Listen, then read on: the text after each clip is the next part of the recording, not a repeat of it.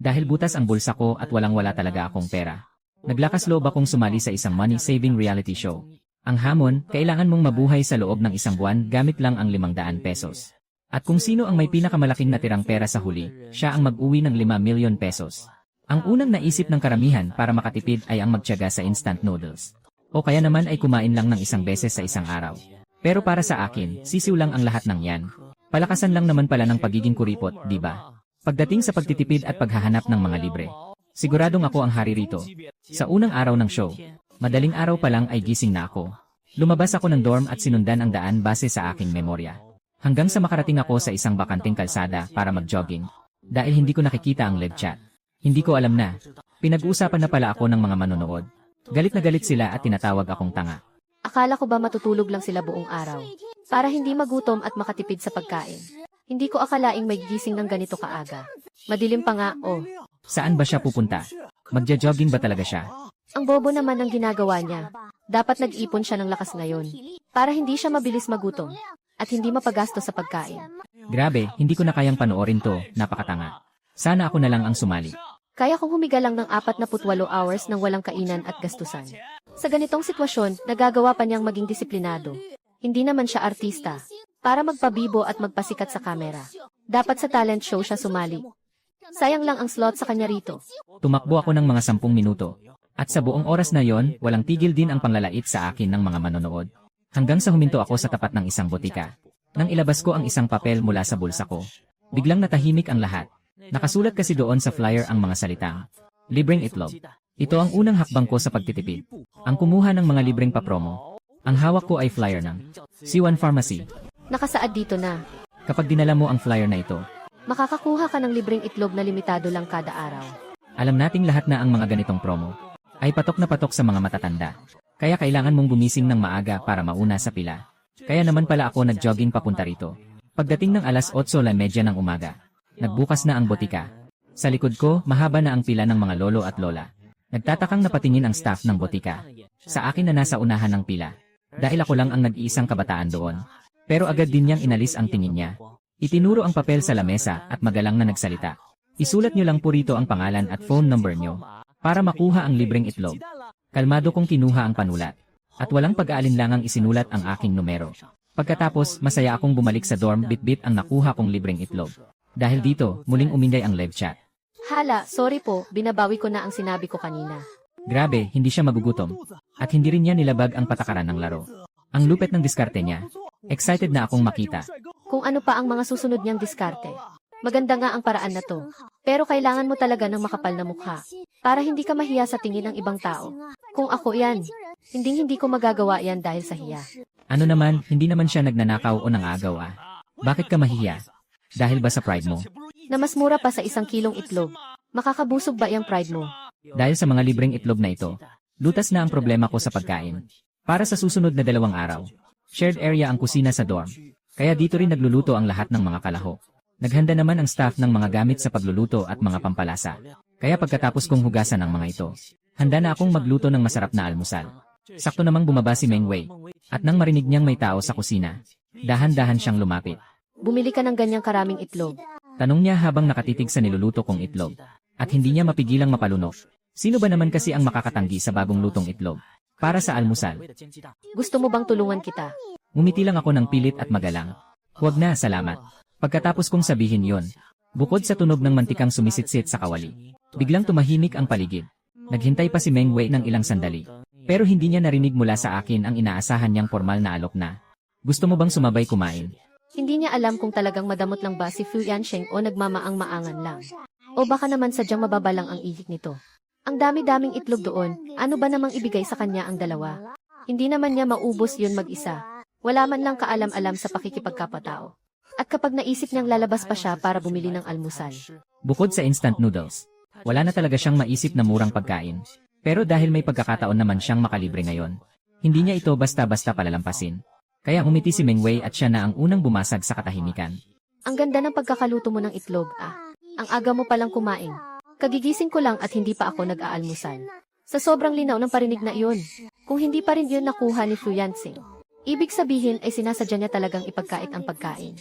Inilagay ko ang mga pritong itlog sa plato. At walang emosyong nagsalita. Kung ganoon, huwag ka nang tumayo riyan at panoorin ako. Magmadali ka nang kumain ng almusal mo. Gusto ko rin sanang magluto ng itlog. Mura na, matipid pa. Pero hindi ako natinag. Inilagay ko ang mga natitirang hilaw na itlog sa loob ng refrigerator na may nakadikit na pangalan ko. 真是油盐不进啊！怎么感觉这个女的想占他便宜？ Kahit ako, naramdaman kong gustong makikain ng babaeng to ng itlog. Bakit hindi niya naramdaman iyon? Posible kaya na naramdaman niya talaga. Pero gusto lang niyang bigyan ito ng kaunting mukha. Kung sa normal na sitwasyon lang, hindi ko naman ipagkakait ang dalawang itlog. Pero ngayon, magkaribal kami sa kompetisyong ito. At pagdating sa mga pagkakataon, pantay-pantay ang lahat. Hindi naman ito usaping buhay at kamatayan. Kaya bakit ko hahayaan si Meng Wei na makikain at makihingi lang sa akin? Para tulungan siyang makatipid. Mukha ba akong tanga? Nang makita ni Meng Wei na dinala ko ang plato sa hapagkainan at umupo, kumapal ang mukha niya at napabuntong hininga. Hindi ko alam kung nagbebenta ba ang palengke ng dalawang itlog lang. Ayaw ko kasing bumili ng marami tulad mo. Baka hindi ko maubos at masayang lang. Sa sobrang init ng panahon ngayon, madali silang masira. Sa sinabi ni Meng Wei, konti na lang ay parang direkta na niyang sinabing, bigyan mo na lang ako ng dalawang itlog. Kumuha ako ng chopsticks at sumubo ng isang pritong itlog. Dahil sakto lang ang apoy sa pagluluto. Naging kulay ginto ang magkabilang gilid nito. Sa unang kagat pa lang, malutong na ang labas pero malambot ang loob. Napalunok na lang ng laway si Meng Wei habang nanonood. Bigla namang tumunog ang tiyan niya sa gutom. Dahan-dahan ko munang ninuya ang pagkain bago sumagot. Hindi yan masisira. May refrigerator naman dito. Mag-ikot-ikot ka muna sa malapit. Kung talagang gusto mong bumili ng dalawang itlog pero wala kang mahanap, pwede ko namang ibenta sa iyo ang dalawa sa mga itlog ko mamaya. Akala ni Meng Wei ay nagkakamali lang siya ng dinig. Kaya hindi makapaniwalang inulit niya ang sinabi ko. Ibenta sa akin ang dalawa. Gusto lang naman niyang makalibre ng isang kainan. Pero bakit napakadamot naman ito? Kailangan talaga niyang ibenta ang dalawang itlog na to. Tama ang narinig mo. Halatang hindi na maitago ni Meng Wei ang inis sa kanyang mukha. Fu Yansheng, magkasama naman tayong nagsushoot ng show na to. At magkikita pa tayo sa susunod na buwan. Dalawang itlog lang naman yan. Pero sisingilin mo pa talaga ako. Tumingin ako sa kanya ng may halong pagtataka at inosenteng mukha. Kung ang isang matanda nga ay hindi nahihiyang makikain ng libre, bakit naman ako mahihiyang maningil? Dito na tuluyang nagdilim ang mukha ni Meng Wei sa galit. Sino ba ang gustong makalibre? Lalabas na lang ako para bumili. Pagkaalis ni Meng Wei, mabilis ko na ring tinapos ang aking almusal. Hinugasan ko ang plato at umakyat sa itaas para mag-isip kung ano ang kakainin ko sa susunod na oras. Sabi na sa kasabihan, kung hindi ka mag-isip para sa hinaharap, tiyak na magkakaproblema ka sa kasalukuyan. Hindi porket mayroon na akong 1 kilong itlog, ay hindi na ako maghahanap ng iba pang paraan. Pagsapit ng tanghalian, nakita na rin sa wakas ng mga netizens ang dalawa pang kalahok. Sina Jiming Chuan at Anlan. Pareho silang nagsisimulang kumain mula tanghali. Kaya 2 beses lang silang kumain sa isang araw. Dahil hindi sila nag-aalmusal, nakatipid agad sila ng isang kainan. Dahil halos magkasabay silang kumain. Naging dahilan ito para magkaroon sila ng mapag-uusapan. Sabay silang pumunta sa malapit na tindahan para bumili ng 1 kahon ng instant noodles. Pagkatapos, hinati nila ito sa 2. Sakto lang ang presyo at dami para hindi masayang. At pwede rin silang magpalit agad ng flavor kapag naubos na. Habang naghahanda silang magluto ng noodles sa dorm, hindi naman nagpatalo si Meng Wei. Habang wala ako, sinamantala niya ang pagkakataon para makipagsismisan. Ang kuripot naman ng repeater na iyon. Isipin mo, bebentahan pa talaga ako ng 2 itlog ngayon. Sa tingin ko, gagawin niya ang lahat para lang manalo. Gusto lang niyang magkapera mula sa atin. Mag-ingat kayo sa kanya. Baka maisahan lang kayo. Pagkatapos sabihin yon ni Meng Wei, napansin ni Jiming Chuan na may nakatayo sa may pinto ng kusina. May anino doon. Tumingin din si Meng Wei sa direksyong tinitingnan ni Jiming Chuan. At bigla siyang kinabahan dahil sa konsensya niya. Tumingin sa akin si Jiming Chuan. At siya na ang bumasag sa nakakailang nakatahimikan. Gagamitin mo ba ang kusina? Hindi, lalabas ako para kumain. Tiningnan ko ang payat na pangangatawan ni Jiming Chuan. At napansin ko rin ang hawak niyang instant noodles. Biglang kumurot ang natitira kong konsensya. Kaya napatanong na lang ako. Gusto niyo bang sumama? Libre naman tumula sa iba. Hindi naman ako ang gagastos. Wala namang kaso sa akin kung isasama ko sila para makalibre ng pagkain.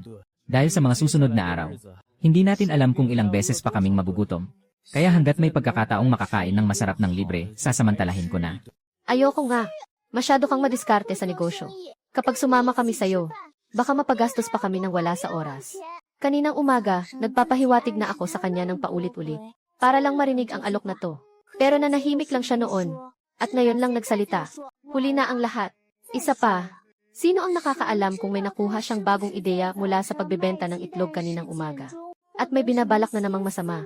Baka gumagawa lang siya ng paraan para maisahan kami at makuha ang pera namin. Dito ko lang tinapunan ng tingin si Meng Wei sa unang pagkakataon. At nagkunwari akong nagtataka habang tumitingin sa paligid. Hindi naman kita kinakausap. Sino ba ang sinasagot mo riyan? Dahil sa ginawa kong ito, napahiya agad si Meng Wei sa kinatatayuan niya.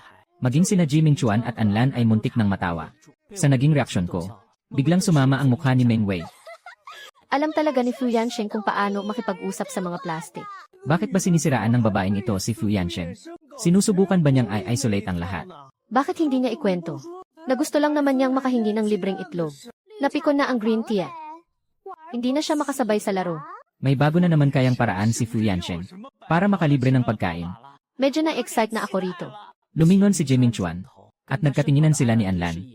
Bago muling ibinalik ang tingin sa ginagawa, binuksan niya ang hawak na instant noodles at pilit na umiti. Handa na ang tanghalian namin, kaya hindi na kami sasama. Sige na, mauna ka na. Ano man ang ugali ni Fu Yansheng, dahil magkaribal kami sa kompetisyong ito, mas mabuting mag-ingat na lang para iwas problema. Sige, kung ganoon. Tumango ako, at hindi na nagpaligoy-ligoy pa bago tumalikod at umalis. Napangiti naman si Meng Wei, habang pinapanood niya akong matapos tanggihan, at mag-isang naglalakad palayo. Lihim siyang natuwa sa kanyang sarili. Pagkatapos ay binawi niya ang kanyang tingin. Umupo sa tabi ng hapagkainan, at pinanood sina Jiming Chuan at Anlan na magtimpla ng noodles. Nang magsimulang kumalat ang mabangong amoy ng sabaw mula sa noodles, at dahan-dahang umalingasaw sa buong silid. Napalunok na lang siya ng laway. Ang aga niyo namang magtanghalian. Hindi pa nga ako kumakain eh. Ang pamilyar na linyang ito. Sino ba talaga ang nanggugulang dito? Si Fu Yansheng ba? O ang babaeng ito na mahilig makikain ng libre? 可千万别上套啊！跟傅衍生学，狠狠拒绝他，不然有第一次就有第二次。你们两个已经是资金最少的了，被他盯上，你们必输无疑了。 Nakatitig lang si Meng Wei sa mga cup noodles na nasa harap nila, at hindi niya mapigilang mapalunok. Napakunot no naman si Jiming Chuan, na tila hindi alam ang gagawin. 我就等于帮助对手省一顿饭钱。不请，看他的样子，倒是给自己弄得有些不好意思了。而且镜头都在拍着，我要是表现得太绝情，网友们肯定会骂自己跟傅衍生一样抠门的。其实拿不拿500万奖金对自己来说是无所谓的，因为自己主要是奔着人气奖来的。和南星娱乐签约成为艺人，大好的星途不比500万。 Pero para sa popularity votes, at para hindi siya tawaging kuripot ng mga viewers, kumuha si Jiming Chuan ng isang pack ng noodles sa baon niya, at iniabot ito sa kanya. 没吃啊，那一起吃点吧。终于白蹭到饭的孟威乐坏了。 Naku, nakakahiya naman, sabi ni Meng Wei. 接过了那袋方便面，一直没说话的安澜见状，拿着泡面碗往一旁挪了挪，不动声色地跟季明川和孟威拉开一些距离。 Ano ba namang ginagawa nitong si Instant Noodle Bro? Masyado naman siyang mabait, santo ba siya? Hoy, instant noodle bro, bakit hindi mo na lang kaya ibigay sa kanya yung buong 5 million pesos na premyo? Naku naman, nakakagigil talagang panoorin to. Sa wakas, nagtagumpay din ang babaeng to, na makahingi ng pagkain sa ibang contestant. Lilipat na nga lang muna ako sa stream ni Fu Yansheng. Na, doon muna tayo. Habang silang tatlo ay nagtitiyaga sa instant noodles sa dorm, Si Fu Yansheng naman ay prenting nakaupo sa restaurant.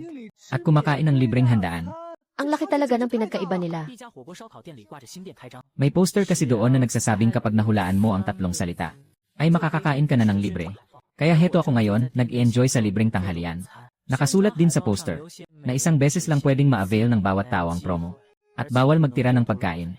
May multa kapag may natira ka. Kaya naman, matapos kong ilista ang pangalan at number ko, gaya ng hiningi ng waiter, ay nag-order lang ako ng sapat para sa isang tao. Sobrang curious din ng mga viewers kung talagang makakakain ako ng libre ng walang binabayaran. Kaya naman nakatutok lang sila sa live stream ko para abangan ang pagtapos kong kumain. Nang matapos na akong kumain at palabas na sana, biglang lumapit sa akin ang waiter. Sir, 13 pesos po ang total ninyo. Cash po ba o online payment? Sabi ko na nga ba eh, walang libreng tanghalian sa mundo. Sa bagay, mura na ang 13 pesos para sa isang meal. Pero yung instant noodles na kinakain ng ibang contestants, Ay piso lang bawat isa. Tapos si Meng Wei naman walang ginastos sa tanghalian niya. Kaya kung tutuusin, talo pa rin si Fu Yansheng. sa tanghalian niyang ito, maliit na bagay pa nga lang yan. May kaibigan niya ako na sumali sa isang libreng promo. Pero sa huli, na-scam siya at libo-libo ang nagastos. Kaya huwag basta-basta magpapaloko sa mga libreng alok. Pero curious lang ako, saan naman galing yung 13 pesos na siningil sa kanya? Nagtataka kong tinignan ang waiter at nagtanong, hindi ba't libre kapag nahulaan ang tatlong salita? Nakuha ko naman ng tama.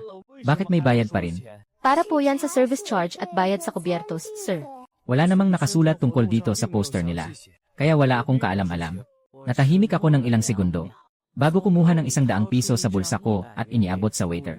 Hinintay ko muna ang sukli at ang resibo, bago ako tumayo at lumabas ng restaurant. Pero pagdating ko sa may pinto, hindi muna ako umalis. Kinuha ko ang cellphone ko at may tinawagan. Hello po, gusto ko lang mag-report. Sa batas kasi, dapat ay libreng ibinibigay ng restaurant ang mga kubyertos. Ang paniningil nito ng walang pahintulot ng customer ay labag sa batas. At tungkol naman sa service charge para sa tsa, hindi naman ako nag-order ng tsa. Malinaw na panloloko ito, di ba? Hindi naririnig ng mga viewers sa live stream kung ano ang sinasabi ng kausap ko sa kabilang linya. Nakita lang nila akong tahimik na nakikinig. At matapos sumagot sa mga tanong nito, ay tinignan ko ang hawak kong resibo. Opo, hawak ko po ang resibo bilang ebidensya. Mabilis naman kumilos ang mga otoridad. Wala pang 5 minuto. Habang nakatayo ako sa labas na nakapamulsa, ay mismong ang may-ari ng restaurant ang lumabas para papasukin ako ulit. Dinala niya ako sa opisina niya para pag-usapan at ayusin ang nangyari. Nakangiting humingi ng paumanhin ang may-ari habang nagtitimpla ng tsa. Magandang araw po. Ako po ang may-ari ng Fuxiwan Hotpot NBA. Meng po ang apelyido ko. Matapos magpakilala ni Boss Meng, umupo siya sa tapat ko. Sabihin niyo lang po kung ano ang hindi niyo nagustuhan. Diretso niyo lang sabihin sa akin. Hindi na natin kailangang palakihin pa to. I-refund ko na po ang pera niyo ngayon din. Basta ibigay niyo muna sa akin ang resibo. Kalmado kong kinuha ang resibo sa bulsa ko. Pero habang inaabot ko ito sa kanya, bigla akong napatigil.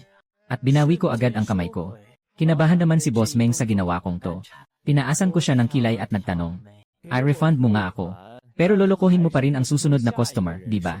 Pinigilan ni Boss Meng ang inis niya. At pilit na nagpaliwanag ng mahinahon. Huwag naman ganyan, boss. Hindi naman sa nanloloko kami.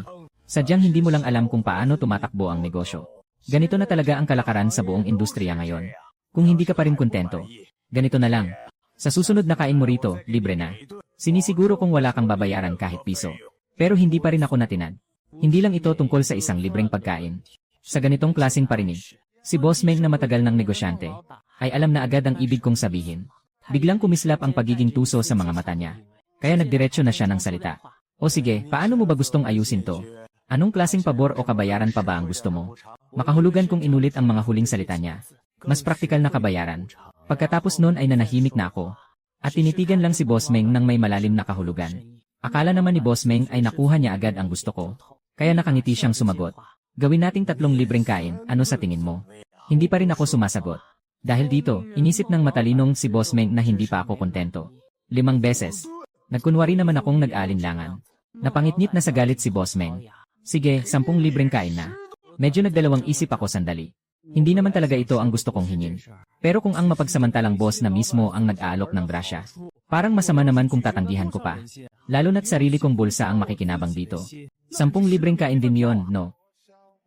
So, ibabalik mo pa rin ba ang binayad ko ngayon? Tanong ko. Naman, ibabalik ko.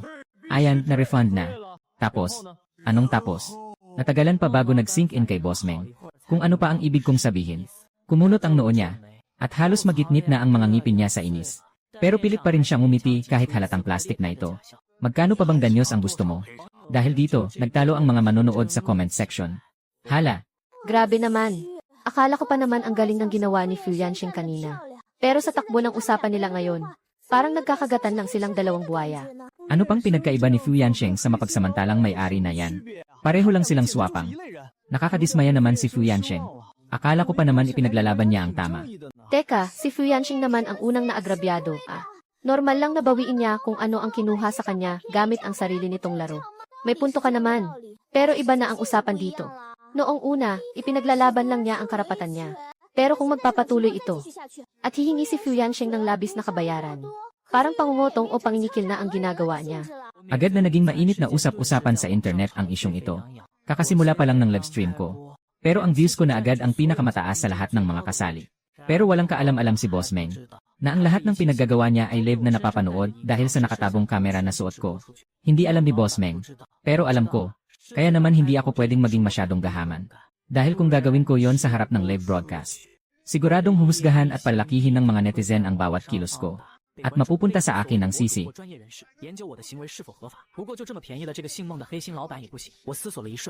Para mas praktikal, gawin mo na lang libre ang mga kubyertos para sa mga customer. At tanggalin mo na rin ang dagdag singil sa tsa. Tungkol naman sa danyos ko, ibigay mo na lang kung ano ang nakasaad sa batas. Namilog ang mga mata ni Boss Meng sa gulat. At hindi lang si Boss Meng ang natigilan. Dahil maging ang mga netizen na nag-aabang lang namang bash sa akin, ay biglang napahiya at napatahimik. Salamat na lang talaga sa mga haters ko. dahil biglang bumango ang pangalan ko sa publiko. Imbes na mapabagsak ako ng mga naiinggit na yan, binigyan pa nila ako ng libreng kasikatan at magandang reputasyon. Kunyari namang pumayag si Boss Meng sa mga hiling ko. Pero ang totoo, gusto lang niya akong paalisin at lokohin. Binayaran niya ako ng 500 yuan bilang kompensasyon ayon sa batas. Bukod pa sa pinangako niyang 10 libreng kain. Pagkaalis ko, tinanong siya ng waiter na nakatayo sa tabi niya. Boss, tatanggalin ba talaga natin ang mga dagdag singil na to? Sumandal si Boss Meng sa sofa. Habang masamang nakatingin sa nilabasan ko. Sino ba sa tingin niya ang sarili niya? Akala ba niya bayani siya na magliligtas sa mundo? Gusto pa niyang ipagtanggol ang ibang customer. Napakapangahas. Hayaan mo siya. Ituloy niyo lang ang paniningil gaya ng dati. Pero pagkalipas lang ng ilang segundo, may naalala ako. Kaya bumalik ako sa opisina ni Boss Meng. Binuksan ko ang pinto at sumilip sa loob. Si Boss Meng na umiinom ng tsaa ay napatingala. At nang makita ang ulo kong biglang sumulpot sa pinto, muntik na niyang maibuga ang iniinom niya sa gulat. Umiti ako ng napakatamis sa kanya. Ay, muntik ko nang malimutang ipaalala sa inyo. Naka-livestream po pala ako ngayon. Bantay sarado po kayo ng mga netizens, kaya sana tuparin niyo ang mga sinabi niyo. Pagkatapos niyon ay nakangiti akong tuluyang umalis. Samantala, sa opisina ng C ng Nansing Entertainment, nakaupo si Gunanzi sa kanyang swivel chair habang inihaharap ang laptop. Iniharap niya ang screen sa babaeng nakaupo sa tapat niya. Ang palabas sa screen ay ang live stream ng variety show na Money Saving Battle, kung saan ipinapakita ang eksena ko habang kumakain ng libreng tanghalian. Pagkaraan ng ilang sandali, tumingin siya sa babaeng nakasuot ng mamahaling itim na dress, na may napaka-eleganteng aura. Ang ganda ng bago kong pinuhunang show, di ba? Sumandal ng relax si Shen Yining sa kanyang upuan, habang nakatitig ng seryoso sa lalaking nasa screen. Pwede na. Napangiti naman si Gunanzi, na halatang tuwang-tuwa sa narinig. Pero seryoso, ano ang tingin mo sa lalaking yan? Bagay na bagay siya sa akin. Lalo na ang ugali niya. Yung walang pakialam sa sasabihin ng iba. Gagawin ang gusto niya. At hindi papayag na malamangan siya. 沈一宁抬起眼皮看了他一眼，那一眼有点冷，看得顾南之一猛，只一眼。沈一宁变脸下眼睫。 Habang nakatingin pa rin sa akin sa screen, naisip ni Gunanzi na baka nagkakamali lang siya. May girlfriend na kaya siya. Pero kahit meron, okay lang. Handa akong maghintay na mag-break sila. Ang interesanting lalaki niya. Kaya worth it siyang paglaanan ng oras. Si Shen Yining na kanina patahimik, ay tila hindi na nakatiis sa mga naririnig niya. May girlfriend man siya o wala, hindi siya mapupunta sa'yo. Grabe ka naman magsalita. Sa ganda at talino kong to, paano niya ako matatanggihan? Biglang napatigil si Gunanzi sa pagsasalita, dahil tila may napagtanto siya. Teka, paano mo nalaman? Huwag mong sabihing may gusto ka rin sa kanya. O baka naman, ikaw ang girlfriend niya. Pagkatapos sabihin yon ni Gunanzi, biglang tumunog ang cellphone ni Shen Yining. Hindi na niya pinansin si Gunanzi. At tinignan ang dalawang bagong text message sa screen. In-unlock niya ang phone para basahin ang mga ito. Mula sa Siwan Pharmacy, magandang araw sa aming pinahahalagahang miyembro. Para sa aming anniversary sale ngayong linggo, gamitin lang ang inyong mobile number para makakuha ng 12% discount sa lahat ng health products. At ang pangalawang text mula sa Siwan Pharmacy. Magandang araw sa aming pinahahalagahang miyembro. Sa susunod na Miyerkules, Mag-imbita ang aming botika ng isang sikat na doktor para sa isang seminar tungkol sa kalusugan ng puso. Gamit ang inyong mobile number, maaari kayong sumangguni ng libre sa aming eksperto. May libre rin kayong kalahating kilong itlog pagkatapos ng seminar. Napakunot ang noo ni Shen Yining. kailan pa siya nagpa-member sa butikang to? Isang umaga pa lang mula nang magsimula ang show. Pero 4 na trending topics na agad ang nakuha ko. Binabatikos ako ng ilang netizens at tinatawag na hari ng kakuriputan. Bukod sa pagiging eksperto sa paghingi ng libre, pati ang 2 itlog, ay siningil ko pa sa kasama kong guest. Naisahan ko rin ang may-ari ng restaurant para sa 10 libreng kain. Sobrang kapal daw ng mukha ko at walang katulad. Pero may mga netizens din namang pumuri sa akin dahil napakatotoo ko raw. Matapang niyang binunyag ang panloloko ng swapang na may-ari ng kainan. Bukod sa gwapo na, napakatotoo pa ng ugali niya. Kaya naman hati ang opinyon ng mga tao sa kanya, may pumupuri at may bumabatikos din. Pero hindi nito napigilan ang pagsikat ng ating bida. Lalo na't shinare at nilike pa ito ng mga official accounts. Kaya naman ang viewers sa livestream ko, patuloy ang pagdami. Kasabay nito, ang issue ng overpricing sa mga kainan ay naging mainit na usap-usapan din ng mga netizens. Dahil dito, agad na umaksyon ang mga otoridad. Samantala, 10 minuto ang nakalipas sa tinutuluyang dorm ng mga contestants. Katatapos lang kumain ng tanghalian ni Meng Wei. At prente siyang nakaupo sa sofa habang nag-cellphone. Tuwang-tuwa siya dahil nakalibre siya ng tanghalian. Mula sa instant noodles ng ibang contestant. Malaking tipid din yun para sa kanya. Kaya naman abot langit ang ngiti niya. Mukhang bukod kay Fu Yansheng. Ay nakatipid na naman siya sa pagkain. Sobrang saya talaga ng lola niyo. Akala niya, siya na ang pinakamaswerte rito. Pero hindi pa man nagtatagal ang ngiti sa kanyang mga labi. Bigla na lang itong nawala nang makita ang isang balita. Ano? Habang nagtitiyaga sila sa instant noodle sa dorm. Si Fu Yanxing naman pala ay nagpapakabusog sa masarap na barbecue sa labas. At hindi lang yan. Nakakuha pa ito ng 500 yuan at 10 libreng meal tickets.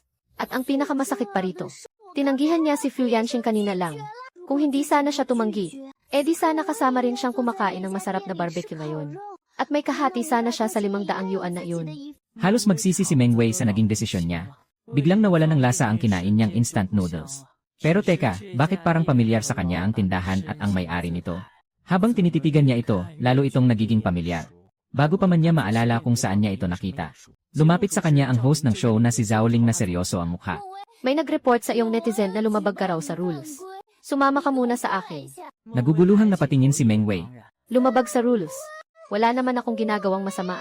Patas ang programang ito, sabi ni Zhao Ling. Huwag kang mag-alala. Hindi namin pagbibintangan ang sinuman ng walang ebidensya. Sumama ka muna sa akin para ma-verify natin ang sitwasyon. Kailangan nating linawin ang nangyari. Walang nagawa si Meng Wei kundi sumunod. Sumunod siya kay Zhao Ling papasok sa isang silid. May mga kamera din doon para makita ng mga manonood ang katotohanan. Para maging transparent ang lahat sa publiko. Hindi na nagpaligoy-ligoy pa si Zhao Ling. Sinabi niya agad kay Meng Wei ang dahilan ng report. May nag-report na nilibre ka raw ng isang kakilala mo. Naintindihan agad ito ni Meng Wei. Dahil ang tanging nilibre sa kanya ngayong araw ay ang instant noodles lang kanina. Kaya kalmado siyang nagpaliwanag.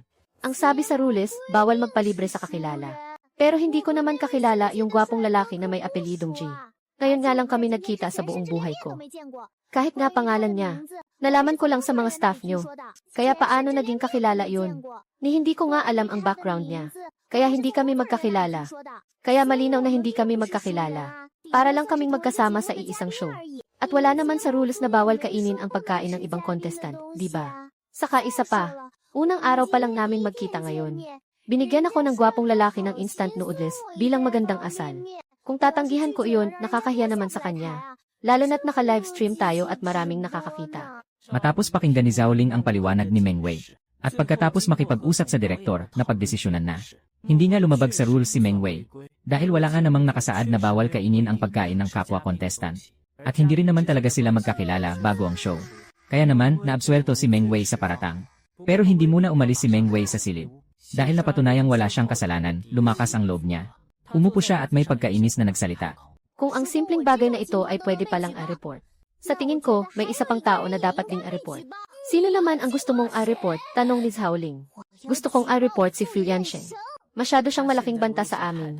Habang ang pera namin ay paunti ng paunti. Ang pera naman niya ay padami ng padami. Sa simula pa lang, may lamang na agad siyang 500 yuan. Samantala, ako na walang kaalam-alam na na-report pala, ay kababalik lang sa dorm. Pero agad akong dinala ng mga staff sa parehong silid. Pagpasok ko, nakita ko roon sina Zhao Ling at Meng Wei. May nag-report sa iyo na lumabag ka raw sa rules, bungad ni Zhao Ling. Bahagya kong ikiniling ang ulo ko.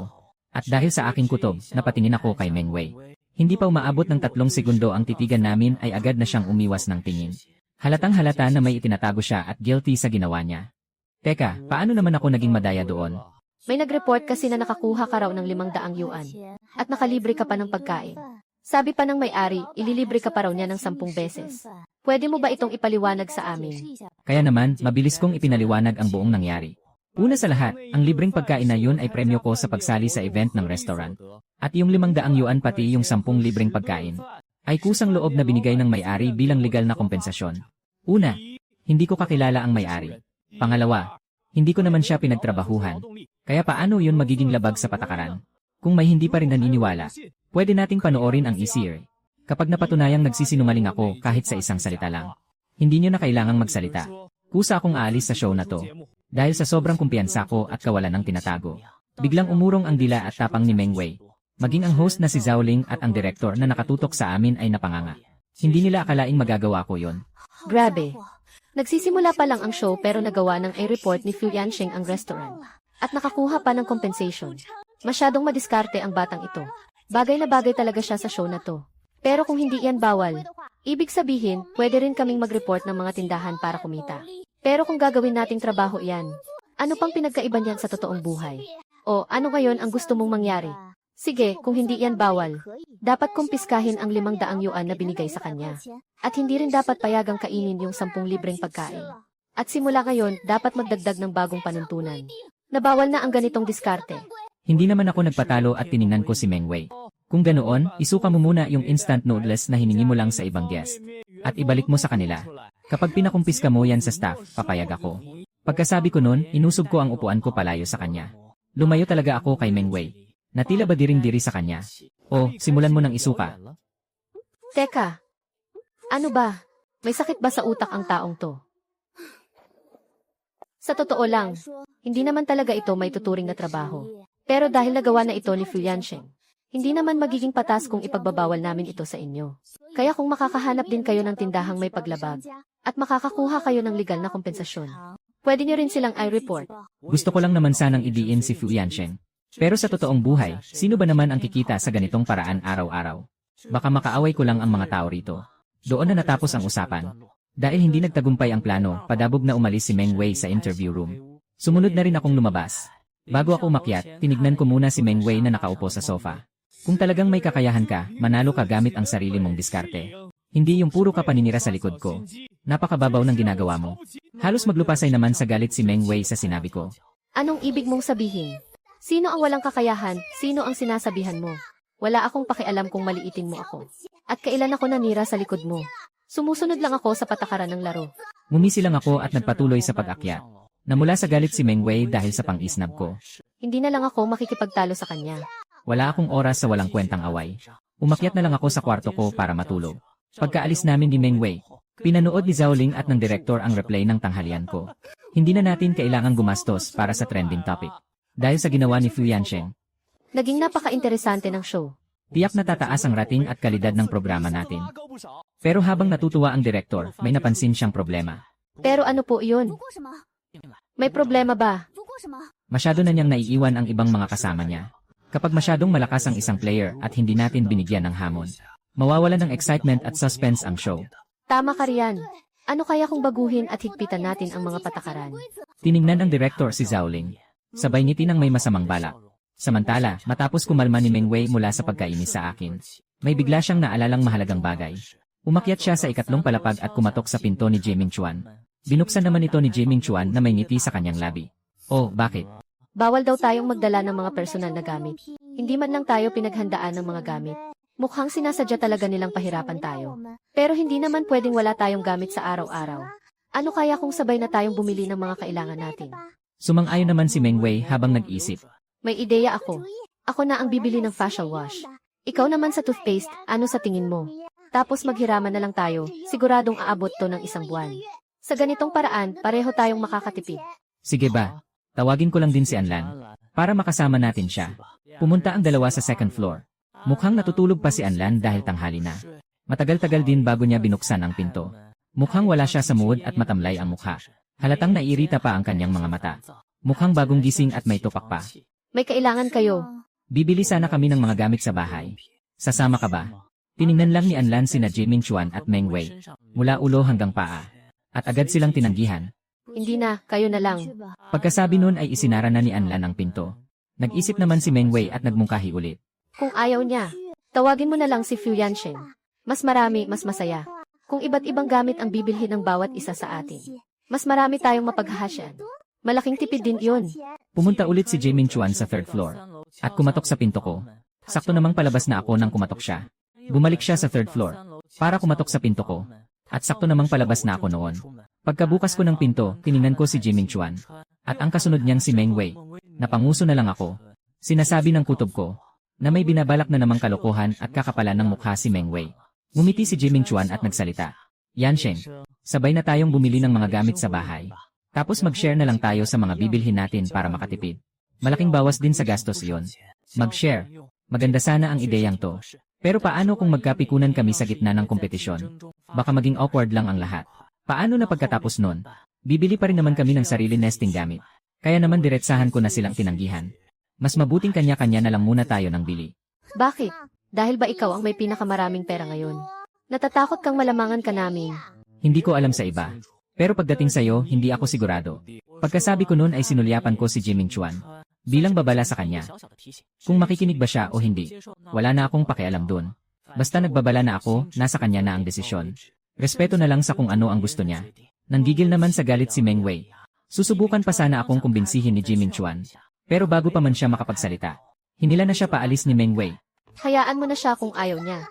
Tawagin na lang natin yung isang guest na hindi pa gumigising hanggang ngayon. Pumunta sina Jiming Chuan at Meng Wei sa dulo ng second floor at kumatok sa pinto.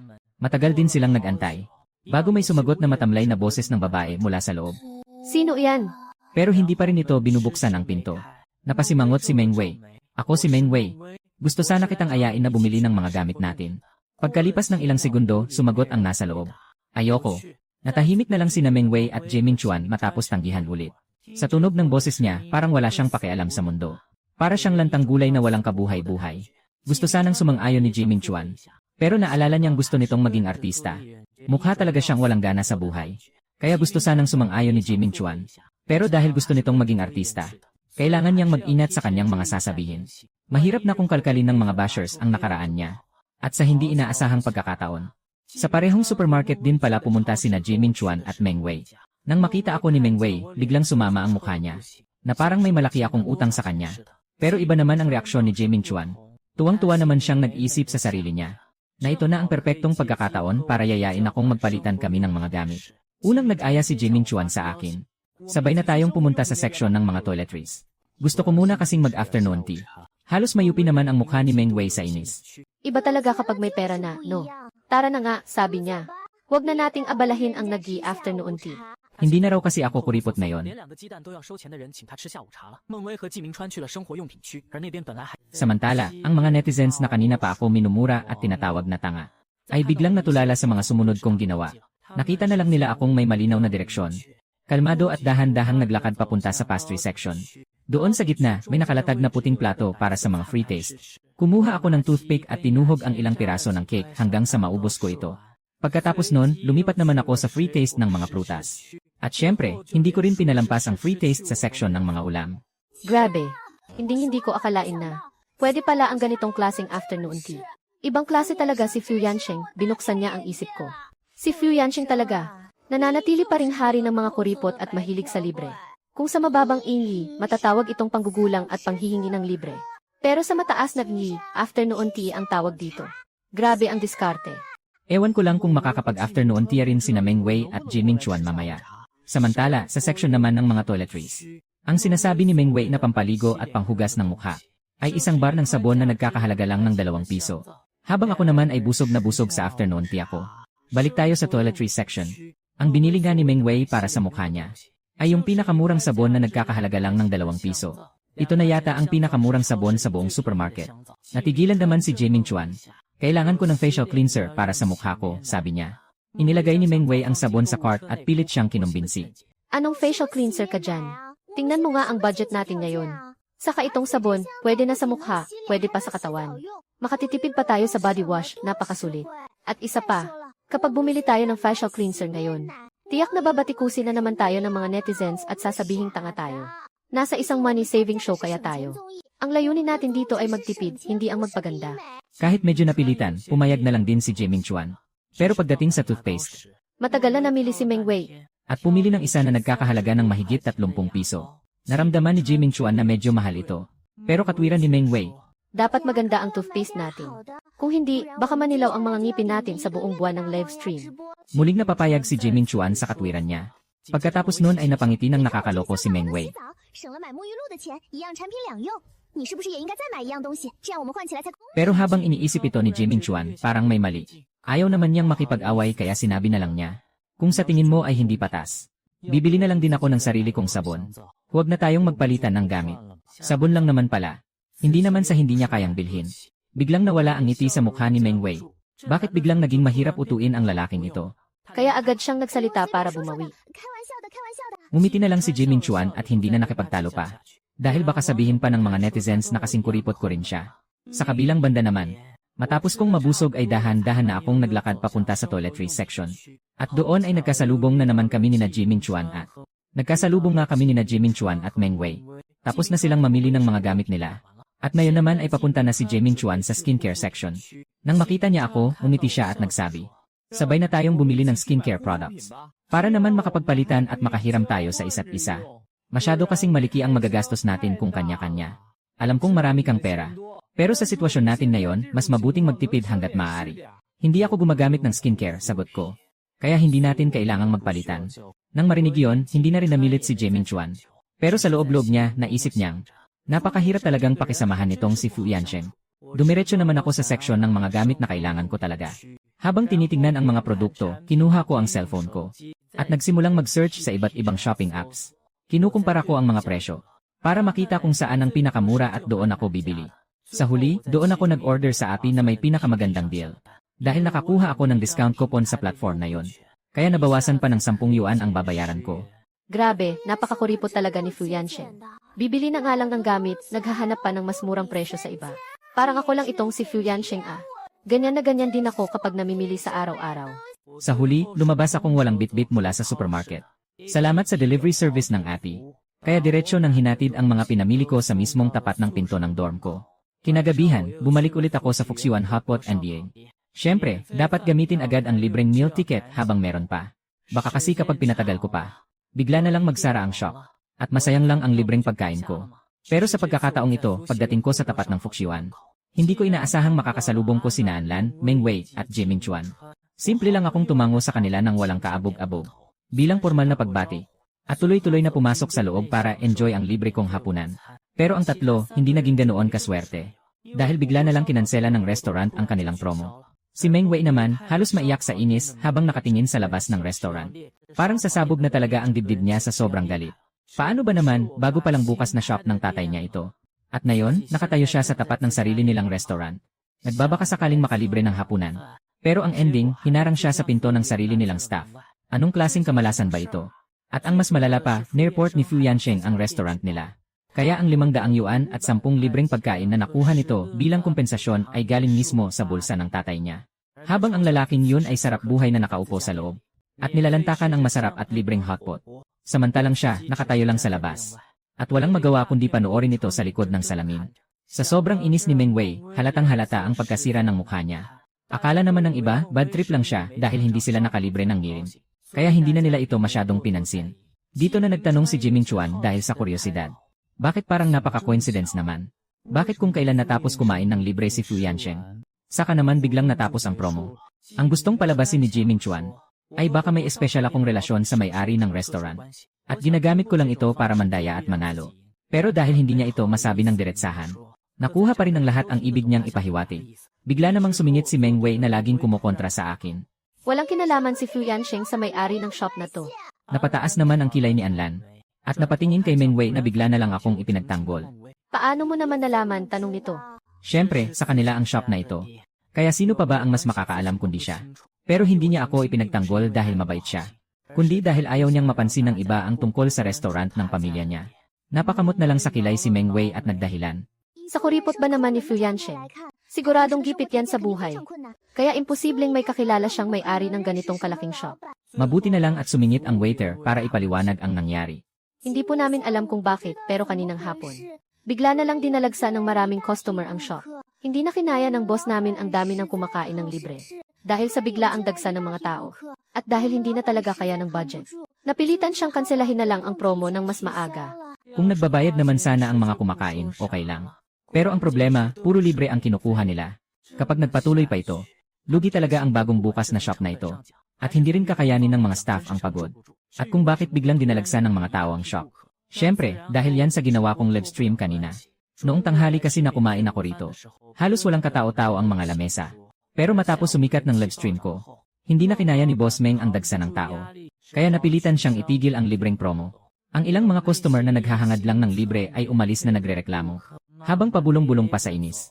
Pero marami pa rin naman ang pumasok para magbayad at kumain. Kaya ang kaninang problemadong mukha ni Boss Meng ay biglang napalitan ng malawak na ngiti. Maliban na lang sa lamesa ko na medyo nakakairita sa paningin niya. Naging maayos naman ang lahat.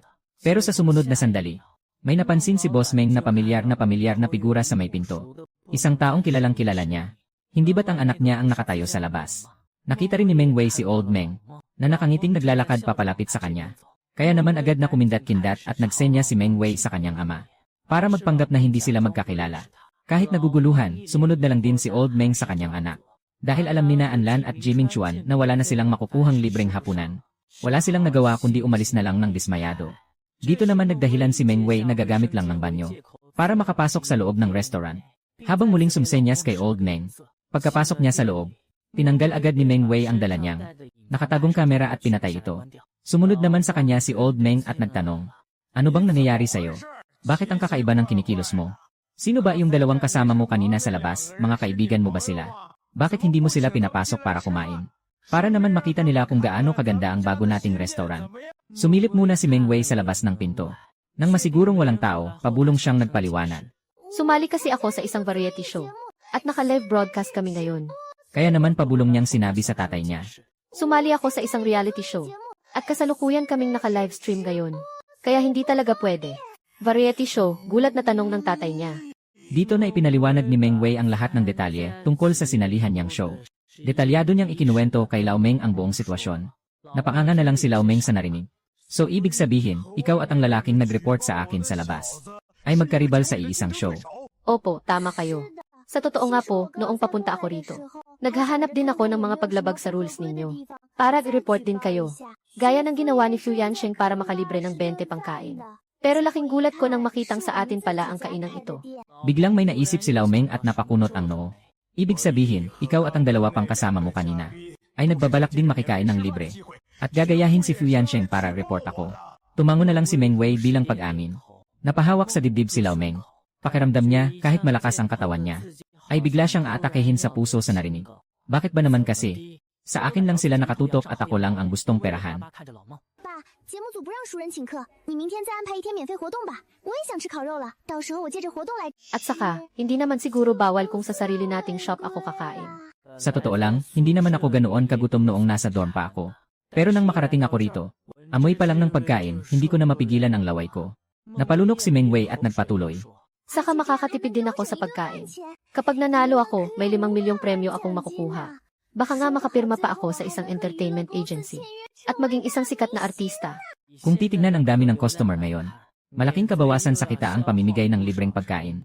Pero nang maisip niya ang kinabukasan ng kanyang anak, naggitngit ang ngipin ni Lao Meng at nagdesisyon. CJ, bukas, magpapa-free meal ulit ako para sa promo. Matapos magkaunawaan ng mag-ama, paalis na sana si Meng Wei nang bigla siyang mapangiti. 你能不能想办法让傅燕生犯规出局？因为你给 Ay dad nga pala, pwede mo bang gawa ng paraan na mapilitang lumabag sa rules si Fu Yansheng para ma-disqualify siya? Dahil sa binigay mong pambayad sa kanya kanina. Ang laki na ng lamang ng pera niya sa akin sa laro. Masyado na siyang malayo para maabutan ko. Ang hirap niyang talunin. Pero kapag lumabag siya sa rules, siguradong masisipa siya palabas ng show. Pero huwag mo siyang kukontakin ng harapan. Dahil naka-livestream nga tayo. Sige, walang problema. Madali lang naman siyang kontakin ng patago. Lahat ng sumali sa free meal promo ng shop natin, kailangang mag-register bilang member. Kaya siguradong may contact number siya rito. Balak niyang kunin mamaya ang contact number ni Fu Yansheng para save sa cellphone niya. Pagkatapos ay akitin niya itong lumabag sa rules para ma-report at ma-disqualify ito. Habang naglalakad palabas ng shop si Meng Wei, ang kanyang napakalamig na tingin ay nakatitig sa akin habang sarap na sarap ako sa pagkain ng hotpot. Matagal niya akong tinitigan bago siya tuluyang umalis. Dahil sa talim ng tingin ni Meng Wei. Nagbiro ang mga netizens kung naiiyak na ba ito sa gutom. Pero sabi ng iba, hindi gutom ang nararamdaman niya. Mukhang gusto niya lang ihulog si Fu Yansheng sa kumukulong hotpot at lutuin ng buhay para makatipid sa pamasahe. Naglakad lang din si Meng Wei mula sa dorm. At dahil wala siyang nakain kahit ano, kailangan niyang bumalik sa dorm nang walang laman ang tiyan. Kaya naman sa kalagitnaan ng daan, nakaramdam siya ng matinding gutom at uhaw. Nang mapadaan siya sa isang maliit na karinderya, napahinto siya sa paglalakad. Hindi mo naman siya masisisi, dahil ang bango ng pagkaing naluluto sa loob ay talagang napakahirap tanggihan. Matapos mag-hesitate ng ilang beses, pumasok siya sa loob at umorder ng isang fried rice at isang boat ng soft drink. Napailing na lang ang mga netizens sa nakita. Ayaw niyang gumastos ng 2 yuan para sa pamasahe sa bus. Pero habang naglalakad pa uwi, gumastos naman siya ng 12 yuan para sa egg fried rice at soft drink. Lugi pa nga siya sa ginawa niya. Ito ba ang tinatawag nilang tipid talo? Samantala, matapos kong kumain ay naglakad na rin ako pabalik sa dorm. Habang naglalakad ako, wala akong nakitang ibang tao. Pero sa bagay, anuman ang pinagkakaabalahan nila ngayon. Bukas na bukas din ay malalaman ko rin gamit ang phone ko. Masusubaybayan ko ang bawat galaw nila para malaman ko kung nanganganib ba ang posisyon ko o kung may makakaagaw sa pwesto ko. Habang iniisip ko to, nagpasya na akong dumiretso sa kwarto ko para magpahinga. Kailangan kong mag-ipon ng lakas. Para bukas ay nasa kondisyon ako. Para sa susunod na labanan ng pagtitipid. Bago matulog, kinuha ko muna ang phone ko At nag-scroll sa iba't ibang apps at official websites ng mga sikat na brand. Pagkatapos kong mag-check ng kung ano-ano, makalipas ang kalahating oras, napangiti ako ng may kasiyahan. Samantala, kinalkula na ng mga staff ang natitirang pera ng 5 contestants para sa araw na ito. At ipinost ang resulta sa screen para sa Save Money Challenge. First place, si Fu Yansheng, na may natitirang 784 yuan. Second place, si Feng Yu, na may natitirang 500 yuan. Third place, si Anlan, na may natitirang 488 yuan. Fourth place, si Meng Wei, na may natitirang 485.5 yuan. At sa ikalimang pwesto, si Jaemin Chuan, na may natitirang 264 yuan na lang. Samantala, sa Zheng's Interstellar Club, nakaupo si Shen Yiming sa sofa, habang nakatitig sa kanyang phone. Sa paligid niya ay nakaupo ang ilang mayayamang tagapagmana mula sa kanilang circle. Ang nakabukas sa screen ng phone niya ay ang text message na ipinadala niya 1 linggo na ang nakalipas, na hanggang ngayon ay wala pa ring sagot. Pero biglang may pumasok na 2 text mula sa isang hindi kilalang numero. Ako si Old Meng ng Fuxian. Nakikita kong maganda ang tindig at dating mo. Kaya may naisip akong magandang negosyo na pareho nating mapapakinabangan. Interesado ka ba? Ako ang maglalabas ng pera. At ikaw naman ang magtatrabaho.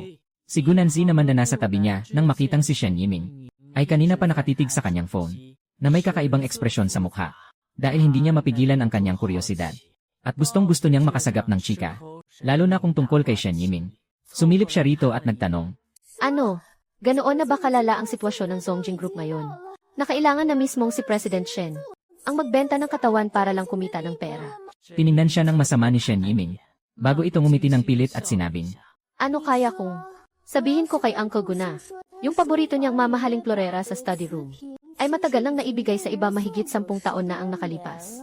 At lumipas na nga ang 10 taon. Kaya ang nakalagay sa kabinet ngayon ay peke na lang. Sa tingin mo ba, matutuwa si Uncle Gu sa pagiging tapat ko? At tutulungan niya ako para hindi ko na kailangang magbenta ng katawan. Dahil naramdaman ni Gunanzi na tinatakot siya nito ng husto, bigla siyang kinabahan at nanlamig ang buong katawan. Pilit siyang ngumiti, na mas mukha pang umiiyak kaysa natutuwa at nagsalita. Grabe ka naman. Magkakaibigan naman tayo rito. Huwag namang ganyan. Kung may problema ka, sabihin mo lang sa akin. At tutulungan ka ni Ate Gu. Hindi na kailangang idamay pa si Papa. Tiningnan siya ni Shen Yiming at tamad na sumagot. Naalala ko rin pala, yung paboritong mamahaling alak ni Auntie Gu. Parang matagal na ring nawawala. Sige na, ikaw na ang ate ko, okay. Talagang ayaw mong magpatalo, no? Bulong ni Gunanzi sa sarili habang pilit na nagpapakumbaba para mabuhay. Bago siya seryosong nagtanong. Seryoso nga, may problema ka ba talaga? Maling tao lang ang tinext niya. Ah, ganoon ba? Sayang, wala palang chika. Nag-aalala siguro si Boss Meng na baka abala ako sa shooting. At hindi ako makapagsalita ng maayos kung tatawag siya. Kaya nag-text na lang siya. Pero habang nakaupo siya sa inodoro, at nakatitig sa text na wala pa ring reply, napakunot ang kanyang noo. Mukhang napakaingat ng batang ito at mataas ang depensa. Kailangan ko pa talagang magsumikap. Kinaumagahan, lumabas sa screen ng live stream ang resulta ng botohan para sa popularity poll kahapon. Para sa money saving battle, ang nanguna sa popularity list ay si Fu Yansheng. Pangalawa naman si Anlan. Pangatlo si Feng Yu. Pang-apat si Jaemin Chuan. At panglima naman si Meng Wei. Dahil dito, sumabog ang comment section. Grabe. Si Fu Yansheng talaga ang una. Baka naman bumili siya ng mga fake voters. Totoo ba talaga ang mga botong to? Bakit, hindi ba normal yan? Sa buong show na to, ang pinakatumatak talaga sa akin ay siya at si Meng Wei. Pero ayoko talagang iboto si Meng Wei. Masyado kasing tuso ang babaeng yan. Si Jaemin Chuan naman. Masyado kasing tuso ang babaeng yan. Kung hindi lang sana masyadong mabait si Jaemin Chuan, sa kanya ko sana ibibigay ang boto ko. Kasi naman, ang ganda niya talaga. Pasok na pasok sa standard ko. Sayang talaga. Naiintindihan ko pa yung iba. Pero bakit nasa pangatlong pwesto yung Feng Yu na yon? Hindi nga man lang siya nagpapakita paano nangyari yun. Masyado kasi siyang misteryoso. Kaya nakaka-curious talaga.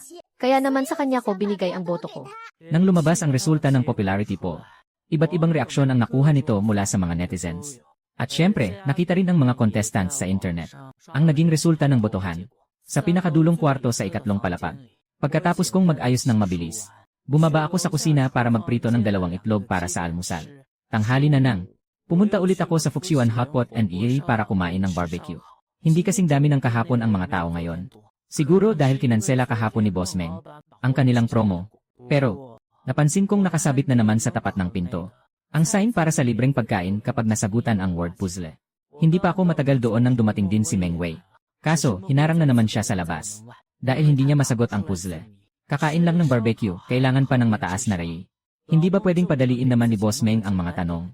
O kaya bigyan na lang ako ng kudigo. Kahit kudigo man lang sana, binigyan niya ako. Pagkatapos magmaktol sa sarili, nakasimangot siyang tumayo sa labas ng halos 1 oras. Paglabas ko matapos mabusog, hindi pa rin siya nakakapasok sa loob. Medyo nakakahiya ang sitwasyon niya. Mukhang hindi rin pala ganoon kadaling dumaan sa backdoor. Pangalawang beses na niyang nakatayo sa tapat ng sarili nilang kainan. Pero hindi pa rin siya makapasok para kumain. Dahil dito, parang gusto na lang magwala ni Meng Wei sa inis.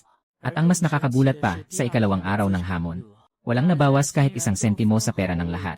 May itlog at libreng pagkain ako. Si Anlan naman ay may instant noodles. Ganoon din si Jiming Chuan. At si Meng Wei, makapalang mukha na nakikain na naman sa instant noodles ni Jiming Chuan. Ganoon din si Jiming Chuan. At si Meng Wei naman ay nakihati na naman sa instant noodles nito. Samantala, ang misteryosong guest na si Feng Yu, hindi pa rin nagpapakita at wala ring ginastos na pera. Nanatili siyang misteryoso tulad ng kahapon. Kumpara sa normal na pagtitipid ng unang 4 na contestants. Ang kakaibang galaw ni Feng Yu, ang agad na nakakuha ng pansin ng mga manonood. Grabe ang Feng Yu na to, ang lupet. Hindi lumalabas at walang ginagastos. Nagfa-fasting ba siya o ano? Walang kakatok sa pinto niya. Medyo nag-aalala ako baka may nangyari na sa kanya sa loob. Baka naman may kung anong ritual na ginagawa ang babaeng yan sa loob ng kwarto niya. Nakuha talaga ng babaeng to ang atensyon ko. Iboboto ko siya mamayang gabi. Likas talaga sa tao na ma-curious at mag-expect sa mga bagay na hindi nila alam. Kaya naman sa ikatlong araw ng live stream, biglang umakyat sa pangalawang pwesto ang popularity ni Feng Yu. At may tsansa pang ang malampasan ako. Hindi lang ang mga netizens ang na-curious. Pati ako ay nagtataka na rin. Hindi siya nagpapakita at wala talagang ginagastos kahit piso. Sa tindi ng pasensya niya, mukhang isa siyang pro at madiskarteng tao. Pagdating sa pagtitipid, ang mga ganitong klaseng tahimik na tao ang kadalasang may matinding alas. O baka naman may pinaplano siyang malaking pasabog. Baka bigla na lang tayong sugurin at magulat na lang tayo. Dahil dito, hindi ko maiwasang makaramdam ng panganib. Pero habang tahimik ang gabi, at habang ang lahat ay curious pa rin kay Feng Yu, biglang may narinig na sirena sa labas ng dorm. Tunog ambulansya ito. At palapit ng palapit ang tunog. Hanggang sa makarinig ako ng nagmamadaling mga yabag sa ibaba. Agad akong nagpalit ng damit at bumaba. At nakita ko ang mga paramedic na may dalang stretcher. Palabas mula sa dulo ng 2nd floor. May nakahiga doon na isang payat at matangkad na babae. Ang kwarto sa dulo ng 2nd floor ay kay Feng Yu. Agad kong hinawakan si Anlan na nakapajama pa at nagtanong. Yung matangkad na babaeng yon, di ba kwarto ni Feng Yu yung nasa dulo? Hinawakan ko si Anlan na nakapajama at nagtanong. Anong nangyari? Hinilot ni Anlan ang sentido niya at bumuntong hininga. Ang babaeng yan, 3 araw nang hindi kumakain. Hinimatay siya sa gutom. Na-curious lang din naman si Anlan kung bakit 3 araw nang walang paramdam si Feng Yu kaya kumatok siya. Nang walang sumasagot pagkalipas ng ilang sandali. Natakot siyang baka may nangyaring masama kaya sinira niya ang pinto.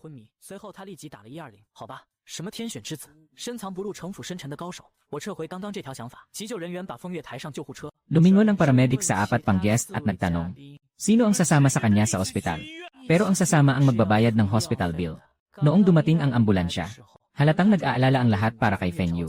Pero nang mabanggit ang tungkol sa pera, nagkatinginan na lang sila at walang gustong magsalita. Tumingin si Meng Wei sa assistant director sa likod ng kamera. Dapat sagutin to ng production team, di ba? Hindi ba dapat ang show ang may pananagutan kapag may nangyari sa show? Kumulot ang noo ng assistant director. Bago magsimula ang shooting, pumirma na kayo ng kontrata. Anumang problemang dulot ng personal na dahilan habang nasa show, ay pananagutan nyo na. Ganoon lang ang sinabi ng assistant director sa harap nila. Pero ang totoo, bago pa dumating ang ambulansya, pinigilan na niya ang mga paramedic, at sinabihang itanong talaga ang bagay na yon. Dahil kahit sumama o hindi ang 4 na guest, dadalhin pa rin naman si Feng Yu sa ospital. Pagkatapos magsalita ng assistant director, agad akong tumakbo pabalik sa taas nang walang sinasabi. Dito na nagwala ang mga netizens sa chat. Yung 3 nga nag-aalangan pa. Pero ang isang guest naman, Takot ba si Fu Yanxing na sumama sa ospital? Dahil ayaw niyang magbayad ng hospital bill.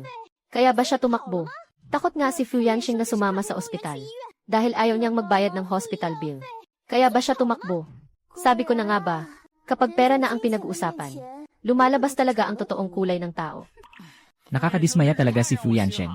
Hindi ko na siya iboboto kailanman. Hindi ko na panonoorin ang kahit anong show na kasama siya. Napaka-selfish naman. Hindi gumagalaw sina Anlan at Meng Wei at walang sumasagot sa kanila. Gusto sanang sumama ni Jiming Chuan. Pero may 200 yuan lang siya sa bulsa, kaya hindi talaga sapat. Lumingon siya kina Anlan at Meng Wei at nagsabi, hindi sasama si Fu Yansheng. Bakit hindi na lang nating 3 pag-ambagan ang pambayad? para madala na si Feng Yu sa ospital. Inirapan siya ni Meng Wei, gigil na gigil sa inis. Kung gusto ng lalaking tong magpakahero, di mag-isa siya. Bakit kailangan pa niyang idamay ang iba? Hindi naman ganoon kalaki ang reaksyon ni Anlan kumpara kay Meng Wei. Nanatili lang siyang tahimik at walang kibo. Pinapanatili ang kanyang imahe sa nakalipas na 3 araw ng live stream. Tahimik, walang gulo, at halos walang paramdam na guest. Nang makitang walang pakialam ang dalawa, kumulot ang noo ni Jimin Chuan at nagsabi, "Buhay ng tao ang nakataya rito. Mas mahalaga ba ang pera kaysa sa buhay ng isang tao?" Nang makitang hindi sumasagot si Anlan at Meng Wei, lihim siyang natuwa sa kanyang sarili. Tama nga ang naging desisyon niya.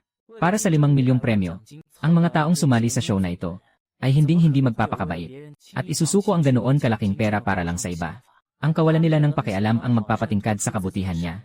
Siguradong sa ranking ng popularity votes na yung gabi, akyat siya mula sa pang-4 papunta sa unang pwesto. Kunwari ay hindi na matiis ni Jimin Chuan ang sitwasyon. Kaya nagpatuloy siya sa mapanghusgang tono. Huwag niyo namang sabihin gagayahin niyo si Fu Yansheng. Natatakbuhan lang ang responsibilidad. Sinisiraan mo na naman ako sa likod ko, ah. Natigilan bigla si Jimin Chuan. Pagkalingon niya, nakita niya akong pababa pa lang ng hagdan. Hinihinal pa ako. Pero wala akong oras para pansinin siya. Sumunod agad ako sa mga paramedic at sumakay na sa ambulansya. Naiwan namang tulala at naguguluhan ang 3 pang natitirang guests. Bakit bumalik si Fu Yansheng? Ano bang ginawa niya sa kwarto niya kanina? Huwag mong sabihin bumalik siya sa kwarto para kumuha ng pera. Kung ganoon nga, paano na yung sumpa ko kanina? Sana naman huwag akong mapahiya ng ganito kaaga. Sa Jiang Hospital. Pagkatapos kong magbayad ng bill, maayos kong itinupi ang resibo at ibinulsa ito. Umupo ako sa tabi ng kama at hinintay na magising si Feng Yu. Buti na lang at naisugod siya agad kaya walang malalang nangyari. Kailangan lang niyang maswaruhan ng glucose. Pagkaraan ng kalahating oras, gumalaw na ang pasyente sa kama. Pikit mata at medyo paos ang boses ko dahil sa antok nang magtanong ako. Gising ka na. Kumusta ang pakiramdam mo? Tumingin sa akin si Feng Yu at mahinang sumagot. Ayos lang. Salamat sa pagdala sa akin sa ospital. Huwag ka sa akin magpasalamat. Si Anlan ang nakakita na nahimatay ka sa gutom at tumawag ng ambulansya. Sila ang nagdala sa iyo rito. Nag-abono lang ako para sa mga bayarin mo. Nang makita kong mukhang okay naman na talaga siya, kalmado kong inilabas ang resibo mula sa bulsa ko. Huwag mong kalimutang bayaran sa akin to, ah. Huminto ako sandali at pabirong nagpatuloy. Para lang makatipid sa pagkain ng 3 araw, nagpagutom ka ng husto. Ayon tuloy, umabot ng 250 ang nagastos sa ospital at ambulansya. Ang galing mo rin eh. Inilagay ko ang resibo sa kamay niya. At palihim na napabuntong hininga. Mahalaga ang premyo. Pero mas mahalaga ang kalusugan mo. Baka mamaya, makuha mo nga ang premyo pero mapunta lang sa pambayad ng utang sa pagpapagamot. Lugi ka lang sa huli. Biglang namula ang mga mata ni Feng Yu. Para siyang isang babasaging bagay na konting-konti na lang ay masisira na. Bakit ba napakababaw ng luha ng babaeng to? Hindi ako marunong mag-alo ng tao. Lalo na ng ganito karupok na babae. Suminga si Feng Yu at nagsalita. Hindi ko akalaing sa 20 taon ng buhay ko, ang unang taong tunay na nag-alala sa kalusugan ko ay isang estranghero pa na tulad mo. Tiningnan ko siya ng may halong pagtataka at awa. Sa totoo lang, sabi niya, hindi naman talaga dahil sa premyo. Pinilit lang akong sumali sa show na to. Kasi raw, masyado akong magastos sa bahay. Sabi ko na nga ba, problema sa pamilya. Medyo nakakaawa rin pala ang batang to. Bigla akong nakaramdam ng kaunting awa sa kanya. Dahil naawa ako, sinubukan ko siyang aluhin. Normal lang naman sa mga anak, ang gumastos ng pera. Parang nakahanap si Feng Yu ng kakampi na makakaintindi sa kanya. Mabilis siyang tumango at sumang-ayon. Kaya nga, ilang millions lang naman ang ginagastos ko araw-araw para mag-top up sa laro. Tapos kapag walang magawa, nagbabar, bumibili ng mga kotse. O kaya mga limited edition na sapatos. Mga ilang 10 milyon lang naman yun. Pero nagrereklamo pa rin sila na magastos daw ako. Kaya pinilit nila akong sumali rito. Para maranasan kong mabuhay gamit ang 500 pesos sa loob ng isang buwan. Wala silang pakialam kung maayos ba ang lagay ko o kung masaya ako. Napanganga na lang ako sa narinig ko. Ilang milyon? 10 milyon. Ibang klase rin ang trip ng mayayamang to, ah. Natulala ako ng halos 10 segundo bago na himasmasan. So, lumalabas na nagpakababa lang pala si Miss Feng para sumali sa programang to. Hindi naman pala pagmamahal ng pamilya ang kulang sa kanya, kundi hampas ng realidad sa lipunan. Pasensya na, nagkamali ako.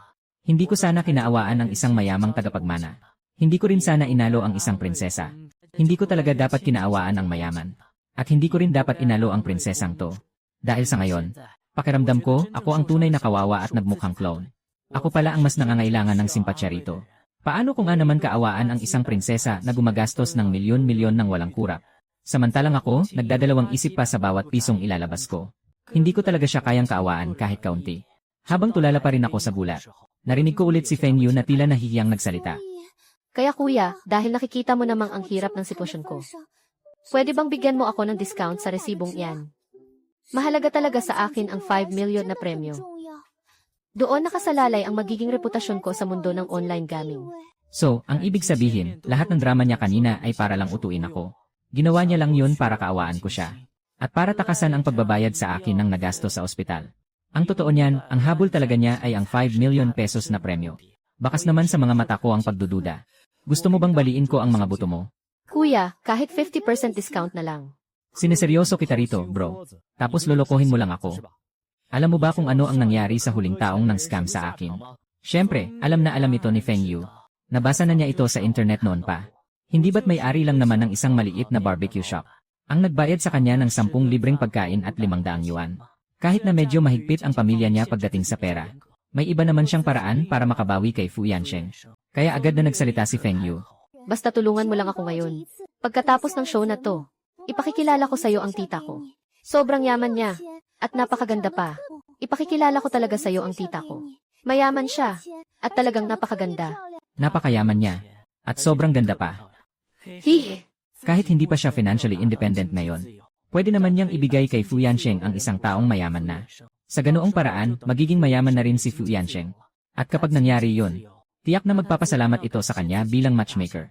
Ibig sabihin din ito, hindi na niya kailangang mag-alala na babawasan ng pamilya niya ang allowance niya.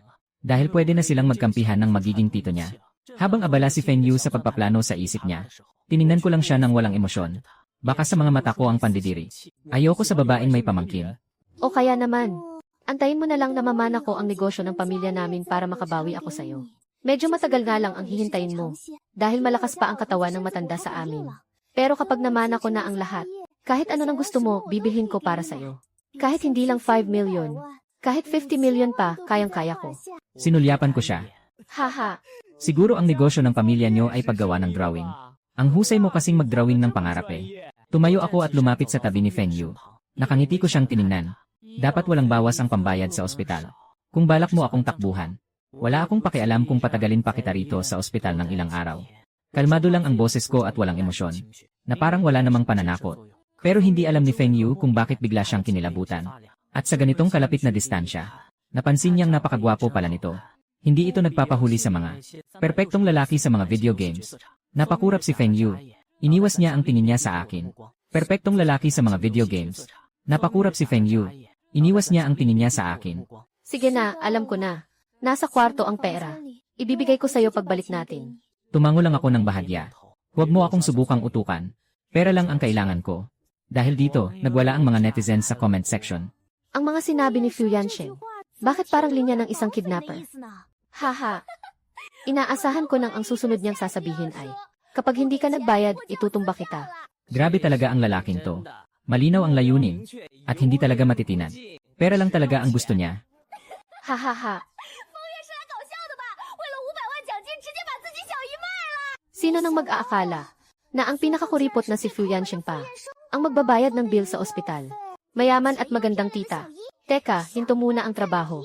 Ako na lang ang magiging tito mo.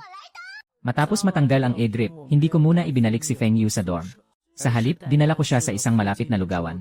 Habang nakatayo ako sa counter, nakita kong may isang customer na nag-swipe ng membership card. Miss, may promo ba kapag kumuha ng membership? Kapag nag-member po kayo, may libreng 10 yuan midnight snack voucher. Pero magagamit lang po ito pagkalipas ng alas 12 ng gabi. Tiningnan ko ang oras sa phone ko at sakto namang lagpas alas 12 na. Mukhang sinuswerte nga naman ako ngayon. Paano ba mag-apply para maging member? Mag-top up lang daw ng 100 pesos. Kailangan pa palang mag-load. Sana kung libre lang yung membership, okay pa eh. Hindi. Paano po ba maging member? Mag-top up lang po kayo ng 100 pesos. Kailangan pa palang mag-load. Sana kung libre lang yung membership, okay pa eh. Kaya ko lang naman sinama rito si Feng Yu. Dahil sa lagay ng katawan niya ngayon, kailangan niyang kumain ng masusustansyang pagkain. Kung hindi, hindi naman talaga ako pupunta rito. Kasi sa sitwasyon ko ngayon, hindi ko kayang gumastos araw-araw sa mga pagkain hindi naman nakakabusog. Umorder lang ako ng isang mangkok ng lugaw at egg custard. At pagkatapos namin kumain, bumalik na kami sa dorm. Binayaran naman ako ni Feng Yu para sa gamot at pagkain niya ng walang kulang. Pagbalik ko sa kwarto, inayos ko agad yung 500 piso at itinabi sa bag ko. Kinaumagahan, naglaga ako ng dagdag na 2 itlog. Para kay Feng Yu na nagpapagaling pa lang. Kasi naman, kagabi habang kumakain kami ng egg custard, may konsensya pa naman siyang ibahagi sa akin ang kalahati nito. Pero hindi naman ako ganoon kadesperado para agawan ng pagkain ang isang may sakit. Dahil lang sa 2 nilagang itlog na to, na-touch na naman ng husto ang prinsesa natin. Sabi niya, bukod kay Anlan, ako na raw ang pinakamabait sa kanya sa show na to. Sa sobrang drama niya, pakiramdam ko kung hindi ko siya pinigilan. Baka nag-propose na siya sa akin. Pagkatapos kong mag-almusal, lumabas na ako. Naghugas lang ng mukha si Feng Yu at tahimik na sumunod sa akin. Walang ibang dahilan, kundi alam niyang makakalibre siya ng pagkain kapag sumama siya sa akin. Bigla naman akong hinarang ng isang lalaking nakasuot ng mascot costume. Kuya, may oras ka ba? Pasagot naman ng form na to. May libreng mineral water po pagkatapos. Pakicheck naman po. Napangiti naman ako ng bahagya. Kinuha ko ang form na iniabot niya. At mabilis itong tinignan. Mukhang survey form lang naman ito para sa isang produkto. Nang magsisimula na akong magsulat, biglang nagsalita si Feng Yu mula sa likod ko. Sinasabi ko sa'yo, huwag mo nang sagutan yan. Madaling malik ang personal mong impormasyon sa mga ganyang bagay. At siguradong makakatanggap ka ng sandamakmak na spam messages at spam calls. Kasi ibebenta lang din nila sa iba ang mga makukuha nilang impormasyon pagkatapos gamitin. Napangiti na lang ako bigla. Ayos lang. Tama naman si Feng Yu. At alam ko rin naman ang mga bagay na to. Pero hindi naman sarili kong impormasyon ang ilalagay ko rito. Impormasyon ng isang scammer ang isusulat ko. Kaya bakit naman ako mag-aalala? Kahit noong nag-iwan ako ng number sa botika at sa barbecue shop, number din ng scammer na yun ang ginamit ko. 1 linggo na ang nakalipas nang may mag-text sa akin mula sa hindi kilalang numero. Pero na-block ito ng anti-fraud app na na-download ko.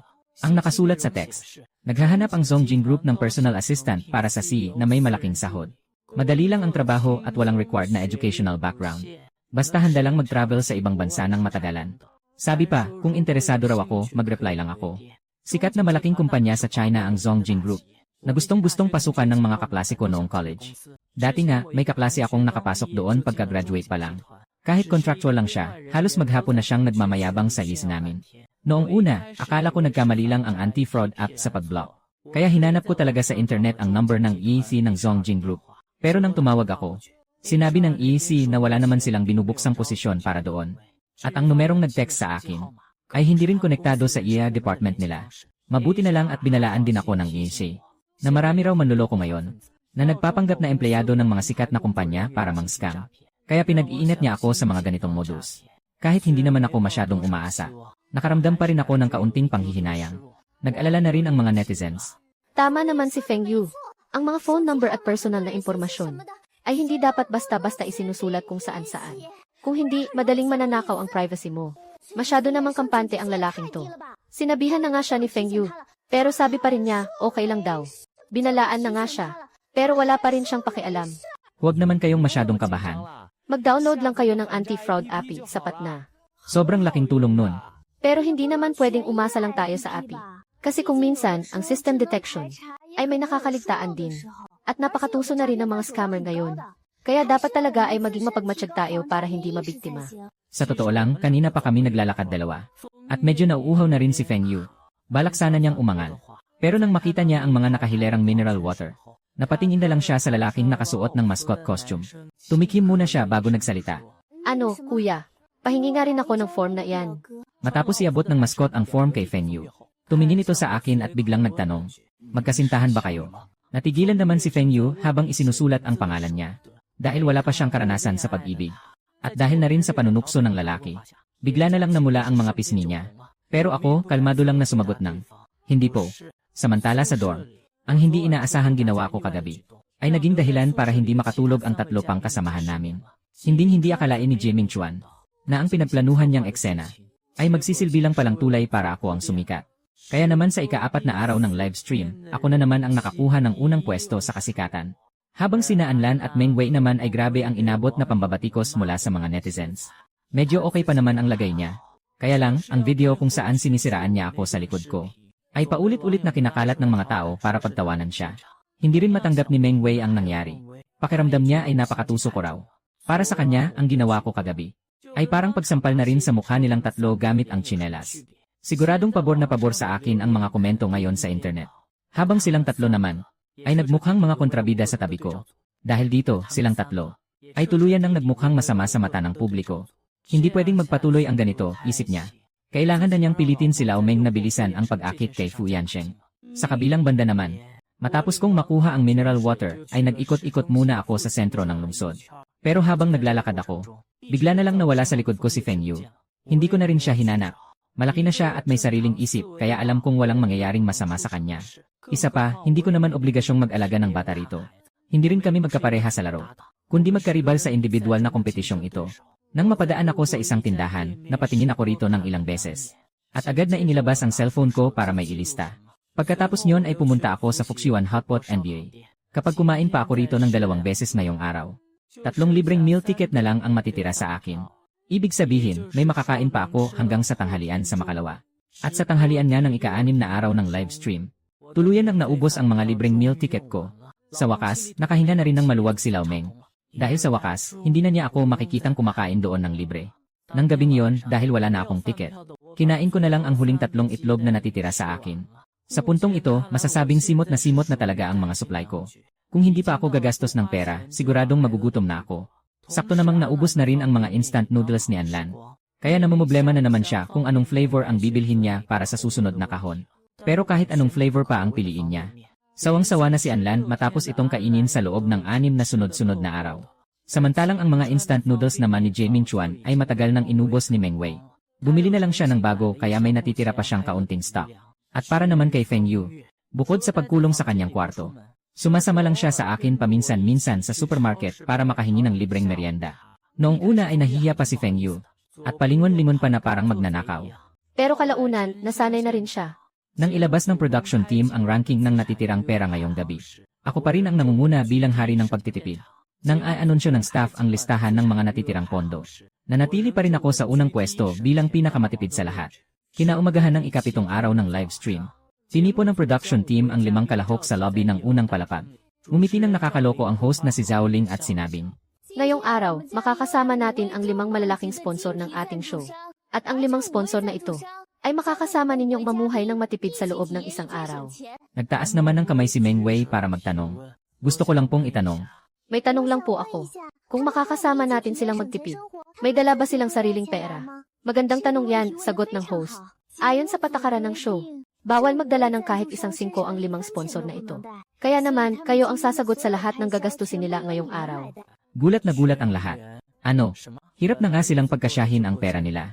Tapos ngayon ay may dagdag pang 5 bibig na kailangang pakainin. At ang mas malala pa, hindi pa pwedeng bastusin o tanggihan ang mga ito. Talagang nakaka-depress ang sitwasyon. Maging ang mga netizens ay naawa at nagreklamo na rin para sa amin. Grabe, parang hindi na talaga sila nahiya sa mga manonood. Sobrang tuso talaga ng production team. Gusto lang talaga nilang padagdagan ng 5 bibig ang papakainin ng mga guests. At itong 5 tao na to, paano kaya nila ito itataguyod? Sabi ko na nga ba, hindi ganoon kadaling makuha ang 5 million na premyo. Pero mas curious ako sa isang bagay. Isasama kaya sila ni Fu Yansheng para makalibre rin ng pagkain? Mukhang malabo naman yata yon. Siyempre, mga bigatin ang mga yan na hindi pwedeng ma-offend ng mga guests. Kaya kailangan talaga silang pagsilbihan ng maayos. Dahil kapag sumama ang loob ng mga sponsors, baka bigla na lang silang sipain palabas ng show. At mawawalan na sila ng sansang makuha ang premyo. Ang pag-imbita sa mga sponsors para maranasan ang matipid na pamumuhay kasama ang mga guests. Sa katunayan, mawawalan talaga sila ng pagkakataong manalo. Ang pag-imbita sa mga sponsors para makasama ang mga guests ay ang pinakabagong pakulo ng assistant director para upgrade ang laro. Ang bigyan sila ng mga bagong pagsubok paminsan-minsan. Ang siyang magpapasaya at magpapaganda sa show. Nang mapansin ni Zhao Ling na tila pinagsakluban ng langit at lupa ang mukha ng lahat, ngumiti siya at ikinaway ang kanyang kamay. Ayusin niyo naman ang mga mukha niyo, magmukha naman kayong masaya. Nakalive tayo ngayon at nakikita kayo ng mga sponsors. Saka sa ibang variety shows, maraming guests ang nagmamakaawa. Para lang magkaroon ng pagkakataong mapalapit sa mga sponsors pero hindi nabibigyan. Kaya dapat maging proud kayo at magpasalamat. Alam mo naman palang sa ibang show yon. Bakit? Pareho ba kami sa kanila? Tinaasan sila ng kilay ni Zhao Ling at nagtanong. Anong hindi pareho? May mga variety show nga na walang binibigay kahit isang kusing para sa gastusin. At umaasa lang sa sariling sikap ng mga guests para mabuhay. Gusto rin naman naming magtrabaho. Pero bawal sa rules ng production team nyo. Bawal naming gamitin ang lakas namin para kumita ng pera. Kapag nagtrabaho kami para kumita, violation agad sa inyo. Tinignan ni Zhao Ling ang 5 guests isa-isa. Kaya nga kailangan ninyong umasa sa sarili ninyong diskarte sa pagtitipid para manalo. Basta binigyan ko na kayo ng pagkakataong manalo ng premyo. Kung mananalo kayo o kung paano nyo gagawin. Nasa sa inyo na yan. Sa ngayon, si Jiming Chuan ang may pinakakonting pera sa lahat ng guests. May natitira na lang siyang 222 yuan. Pero dahil kailangan nilang asikasuhin ang mga sponsors na yon, kailangan niyang magpakitang gilas ng husto. Bigla naman akong nagsalita matapos manahimik ng matagal. So, magkakasama ba nating aasikasuhin ang mga sponsors na yon? Siyempre, hindi. Kailangan niyo munang tapusin ang isang mission. At base sa pagkakasunod-sunod ng mga mananalo, pipili kayo ng sponsor na inyong aasikasuhin. Gagawin natin itong one-on-one. Para patas, kanya-kanyang gastos kayo mula sa sarili ninyong pera. Sa tingin ko, baka gustong makagrupo ng lahat ng sponsors si Fu Yansheng. Tutal, lantad naman sa lahat kung magkano ang pera ng 5 guests. Sino ba naman ang tatangging makasama ang isang mayaman sa loob ng isang araw? Sigurado yon. Si Fu Yansheng ang pinakamayaman sa show na ito ngayon. Kaya tiyak na gusto siyang makasama ng 5 sponsors para makakain ng masasarap na pagkain. Pero hindi rin natin masasabi. Kahit totoo namang mayaman si Fu Yansheng sa show na ito, kailangan pa rin niyang maging bukas palad sa paggastos. Pero sa sobrang kuripot ng isang yan, mukhang malabo yata. Itinuro ni Zhao Ling ang direksyon ng pinto. Ang mission niyo ay simple lang. Kung sino ang unang makakuha ng card sa kamay ng staff, siya ang unang makakapili. Nasa labas lang ng dorm ang staff na may hawak ng card. Bukas naman ang pinto. Tumingin naman ang 5 guests sa itinuturo ni Zhao Ling. May anino ng tao na makikita sa layong halos 100 metro. Parang 100-meter dash lang pala ito. Kung wala na kayong tanong, pwede na tayong magsimula. Maliban kay Jiming Chuan na kumaripas agad ng takbo, ang 4 na natitirang guests ay dahan-dahan lang na naglakad. Kailangan ba talagang pag-agawan ang pagpili ng sponsor? Kahit sino naman ang mapili, may dagdag pa ring bibig na papakainin. Bakit pa sila magpapapagod at mag-aaksaya ng lakas? Habang pinapanood naman sila ng 5 sponsors mula sa loob ng sasakyan sa pamamagitan ng live stream. Bukod kay Jiming Chuan, wala na ba talagang gustong makipag-agawan sa amin? Kahit hindi na kayo makipag-agawan, huwag niyo naman kaming ipagtabuyan. Kahit magkunwari man lang kayong tumatakbo, okay na sana. Ang hirap talagang i-manage ng batch na ito. Nang makitang dahan-dahan lang kaming naglalakad, biglang may naalala si Zhao Ling. Kaya naman sumigaw siya. Ang unang 3 makakarating ay makakakuha ng budget mula sa production team. Hindi na nila nagawang magtanong kung magkano ang budget na ibibigay. Dahil sa gulat ni Zhao Ling at ng mga manonood sa live stream, bigla na lang may mabilis na dumaang mga anino sa screen. Hahaha, nakakatawa talaga sila. Mukhang pera talaga ang nagpaandar sa 4 na to, ano? Noong una, ayaw pa nilang sumali dahil ayaw nilang mag-alaga ng dagdag na tao. Ang babagal pa nilang maglakad. Pero sa sumunod na segundo, nang marinig nilang may pera palang kasama, parang nagkaapoy bigla ang mga sapatos nila sa bilis tumakbo. Hahaha, grabe, sumuko na talaga ako sa mga to. Hindi akalain ni Jiming Chuan na kahit siya ang naunang tumakbo, mauunahan pa rin siya ng iba. Naramdaman na lang niya na may dumaang malakas na hangin sa tabi niya. At bigla na lang siyang naiwan sa likod. Anong nangyari? Di ba kanina lang, ayaw nilang makipag-agawan para makapili ng sponsor? Sa huli, si Feng Yu ang naging first place. Ako naman ang second. Third si Anlan. Fourth si Meng Wei. At panglima naman si Jiming Chuan. Hinihingal na naglakad pabalik si Feng Yu gamit ang mahahaba niyang binti. Para iabot kay Zhao Ling ang card na patunay ng pagkapanalo niya. Ngumiti si Zhao Ling habang kinukuha ang card. Ngayon, pwede mo nang piliin ang sponsor mo. Excited ka na ba? Pero kalmadong nagtanong si Feng Yu ng ibang bagay. Yung pera, magkano? Grabe, mukha ba talaga kayong pera? May kinuha si Zhao Ling na papel mula sa bulsa niya. At iniabot ito kay Feng Yu. Ito ang budget na binigay ng show para sa pag-asikaso sa kanila. Napatawa na lang sa inis si Feng Yu nang makita ang 5 yuan sa kamay niya. Sino namang gagamit ng 5 yuan para dito? Eh di wag mong tanggapin kung ayaw mo. Ngumiti si Zhao Ling at akmang kukunin ito pabalik. Pero mabilis itong iniwas ni Feng Yu. Akmang kukunin niya ito pabalik. Pero mabilis itong hinablot ni Feng Yu. Pera pa rin tong 5 yuan. Mas mabuti na to kaysa sa wala. Bilang second place, nakakuha rin ako ng 5 yuan. Tinitigan ko na lang ang 5 yuan sa kamay ko. Habang nakasulat sa mukha ko kung gaano kakuripot ang production team. Sila Meng Wei at Jiming Chuan naman na walang nakuha, ay medyo nainggit sa gilid. Ang pagpili ng sponsor ay dadaan sa bunutan. Bubulot kami base sa pagkakasunod-sunod ng pagkapanalo namin kanina. Medyo gumaan ang loob ni Jiming Chuan sa parteng ito. Nang matapos ang bunutan at a-announce na ang resulta, naramdaman ni Jiming Chuan na napakaswerte niya ngayong araw. Dahil ang nabunot niya ay ang Nansing Entertainment. Sa sobrang tuwa niya, muntik na siyang maiyak. Habang ang nabunot ko naman ay ang Zongjing Group. Sa loob ng sasakyang inihanda ng staff, nakita ni Shen Yining ang resulta ng bunutan ko sa live stream. Bahagyang gumuhit ang isang ngiti sa kanyang mga labi. Habang ang 4 na iba pang sponsors ay napatingin kay Shen Yining ng may halong awa. Matapos makabunot ang lahat ng guests ng kani-kanilang sponsor. Sige na, maghanda na kayo. Kapag dumating na ang mga sponsor, sasabihan namin kayo. Pagkatapos magsalita ni Zhao Ling, nagmamadaling umakyat si Jiming Chuan sa kwarto niya. para mag-ayos ulit ng sarili. Kahit medyo labag sa loob ni Meng Wei na gumastos para sa ibang tao. Na-realize niya bigla na bilang isang simpleng bagong yaman, ang pagkakaroon ng pagkakataong makilala ang mga bigating tao ay isa pa ring magandang oportunidad. Kaya bumalik siya sa kwarto niya at gumamit ng murang sabon para seryosong maghugas ng buhok. Kung ikukumpara kina Jiming Chuan at Meng Wei, na seryosong-seryoso sa pagtanggap sa mga sponsor. Ibang-iba naman ang trip ni na Feng Yu at Anlan. Pagkabalik nila sa kani-kanilang kwarto, ay agad silang nagkumot at natulog ulit. Pagkabalik nila sa kwarto, ay agad silang nagkumot at natulog ulit. Parang wala silang pakialam kung sino man ang dumating. Wala talaga silang balak seryosohin ang mga sponsor. At kung titingnan naman ang pambato nating kuripot, walang iba kundi ako. Nakaupo lang ako sa kama habang nag-cellphone. Mukha naman akong busy. Pero hindi ko alam kung ano ba talaga ang ginagawa ko. Nang ihatid na ng mga staff ang mga sponsor sa mismong location ng show, ay agad na sinabihan ng staff ang mga guest para mag-iwan ng magandang impresyon sa boss ng Nansing Entertainment at para na rin maging maayos ang tingin sa kanya. Mabilis na bumaba si Jiming Chuan. Sa lobby ng first floor, may 5 magagandang babaeng nakatayo. Napansin niya ang isa sa kanila na matangkad at halatang mayaman at elegante. Mukhang hindi madaling kausapin ang babaeng to. Dapat lumayo ako sa kanya. Sana lang hindi siya ang boss ng Nansing Entertainment. Sobrang ganda niya kasi. Kapag naging malapit kami, baka hindi ko mapigilan ang sarili ko. Baka kung ano pang magawa ko. Baka imbes na makaangat ako sa buhay, mapahamak pa ako.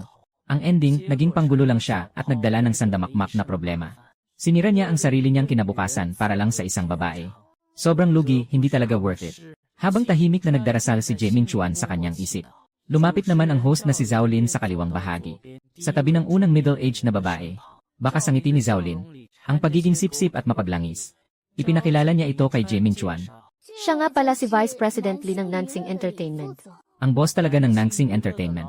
Ang nangakong pupunta rito. Pero hindi alam kung bakit. Bigla itong nagbago ng isip sa huling sandali. Kaya ang Vice President na lang ng kumpanya ang ipinadala. Kulang na lang ay magsisigaw sa tuwa si Jiming Chuan sa sobrang excitement. Pero para hindi isipin ng boss na wala siyang modo o hindi pa nakakakita ng bigatin, nagkunwari siyang kalmado at mumiti ng magalang. Magandang araw po, President Lee. Hello. Nakangiting tumingin si Vice President Lee kay Jiming Chuan. Mukha siyang napakabait at madaling lapitan. Kaya naman nakahina ng maluwag si Jiming Chuan. Kumain na po ba kayo ng breakfast? Sabi kasi ng production team. Bigla siyang nakaramdam ng kapanatagan. Nag-breakfast na po ba kayo? Hindi pa. Sabi ng staff, kayo raw ang mag-aayos ng pagkain namin.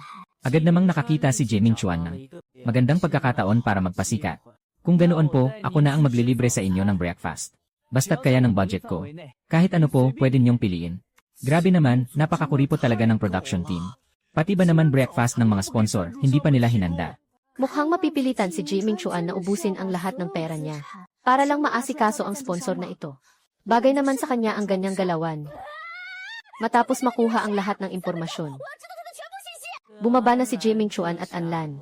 Para salubungin ang kani-kanilang mga sponsor. Ang napunta naman kay Meng Wei ay si President Son ng Changqing Insurance na isa sa mga top 500 companies. Magandang araw po. Ako nga pala si Meng Wei. Hello po. Ako naman si Xiao Cheng mula sa Huafu Group. Bakit parang napaka-humble naman ng mga tao sa Huafu Group? Bakit parang wala man lang siyang aura ng isang bigating sponsor? Wala talaga siyang kadating-dating. Dapat man lang sana ay nagpakita siya ng kaunting otoridad. Kung ikukumpara kay Xiao Cheng, mas mukha pang sponsor si Anlan sa paningin ko. O baka naman, sadyang mababa lang talaga ang loob at madaling kausap si Xiao Cheng. Ang paraan ng pakikipag-usap ng grupo ni na Meng Wei at Anlan ay talagang magkaibang-magkaiba. nakakunot ang noo nito at pabulong na nakikipag-usap. Talagang magkaibang-magkaiba ang sitwasyon nila. Habang nakakunot ang noo, nagsalita siya sa tonong sila lang dalawa ang makakarinig. Tiningnan lang siya ng malamig ni Shen Yining at nagtanong. Bakit ka nandito? Bigla niyang naalala na kamakailan lang ay hinawakan ni Shen Yining ang pamamahala sa Zongjing Group. Wala kang pakialam. Baka naman ginagawa ito ng tita niya para mapaganda ang imahe ng kumpanya. At para na rin sumikat siya ng kaunti. Kaya naman gumawa siya ng exception na magpakita sa harap ng kamera para makilala ng publiko. Tita, hindi ba't kagrupo mo si Fu Yansheng? Pwede mo ba akong tulungan? Huwag mo siyang pahirapan. At pakialagaan mo na rin siya para sa akin. Naging mabait siya sa akin dito sa show. Noong mga unang araw nga, binayaran niya muna ang mga gamot ko. At ipinagluto pa niya ako ng itlog. Saka pala, huwag na huwag mong sasabihin sa kanya na tita kita. Bakit naman? Kasi hindi kanya gusto. Bahagyang tinaas ni Shen Yining ang kanyang kilay sa lamig ng tingin. Wala naman siyang ginagawang masama sa lalaki, ah. Anong ibig mong sabihin? Sabi niya kasi, hindi raw niya gusto ang mga babaeng may pamangkin. Posible kaya na. Ang totoong tinutukoy niya sa salitang pamangkin ay ikaw mismo. Pagkatapos nyon, narinig na lang niya ang kanyang tita, na nagsalita gamit ang malamig nitong boses, at nagbitiw ng mga salitang talagang masakit at walang pakundangan. Kung ganoon pala, pwede naman akong maging isang babae. Wala naman siyang pamangkin noon. Kaysa naman magkaroon ng pamangkin. Dahil hindi ko rin naman gustong magkaroon ng pamangkin. Pero ngayon, mayroon na siyang pamangkin na halos mamatay na sa gutom. Sobrang nakakahiya. Pero ang mga sumunod na sinabi ni Shen Yining, naintindihan niya talaga ng malinaw. Ikinahihiya siya ng tita niya, at gusto na nitong makipag-cut tie sa kanya. Paano naging ganito kawalang puso ang babaeng to? Magkamag-anak sila at may dugong nag-ugnay sa kanila. Pero paano nito nagawang itakwil na lang siya ng ganoon kadali? Sumagot naman si Feng Yu. Hindi naman sa nagpapagutom lang ako ng walang dahilan, no? Hindi ako tanga para magutom lang ng ganoon. Lumalaban ako sa inyo noon, para ipakita sa inyo na hindi ako susuko. Tinignan lang siya ni Shen Yining at kalmadong sumagot. Mga bata lang ang gumagamit ng hunger strike, para lang mapansin at patunayan ang sarili nila. Natahimik bigla si Feng Yu. Hindi niya alam kung ano ang isasagot. Bigla namang lumapit si Meng Wei na kanina pa nakamasid sa tabi. Lumapit siya sa kanila. Hello po. Ako nga pala si Meng Wei. Alam niyang malalaking kumpanya ang mga sponsor na to. Kung hindi dahil sa show na to, baka buong buhay niya, hindi siya magkakaroon ng pagkakataon na makasalamuha ang mga taong nasa ganitong antas. Kaya kahit hindi sila maging close, ang mahalaga ay magpapansin muna siya para matandaan ang mukha niya. At saka, noong bumababa siya ng hagdan kanina, palihim na niyang pinag-aralan ang mga sponsor na to. Ang babaeng nasa harap niya ngayon, base sa itsura, kilos at pananamit nito, mukhang mas mayaman at mas makapangyarihan kumpara sa iba. Kaya naman, kailangan niyang samantalahin ang pagkakataon. Habang nagsasalita, inilahad ni Meng Wei ang kamay niya para makipagkamay kay Shen Yining. Tiningnan lang siya ni Shen Yining mula ulo hanggang paa. Hindi niya tinanggap ang pakikipagkamay, kundi tinitigan lang si Meng Wei nang walang sinasabi. Biglang nakaramdam ng kaba at takot si Meng Wei. Bigla tuloy siyang nagsisi sa ginawa niya.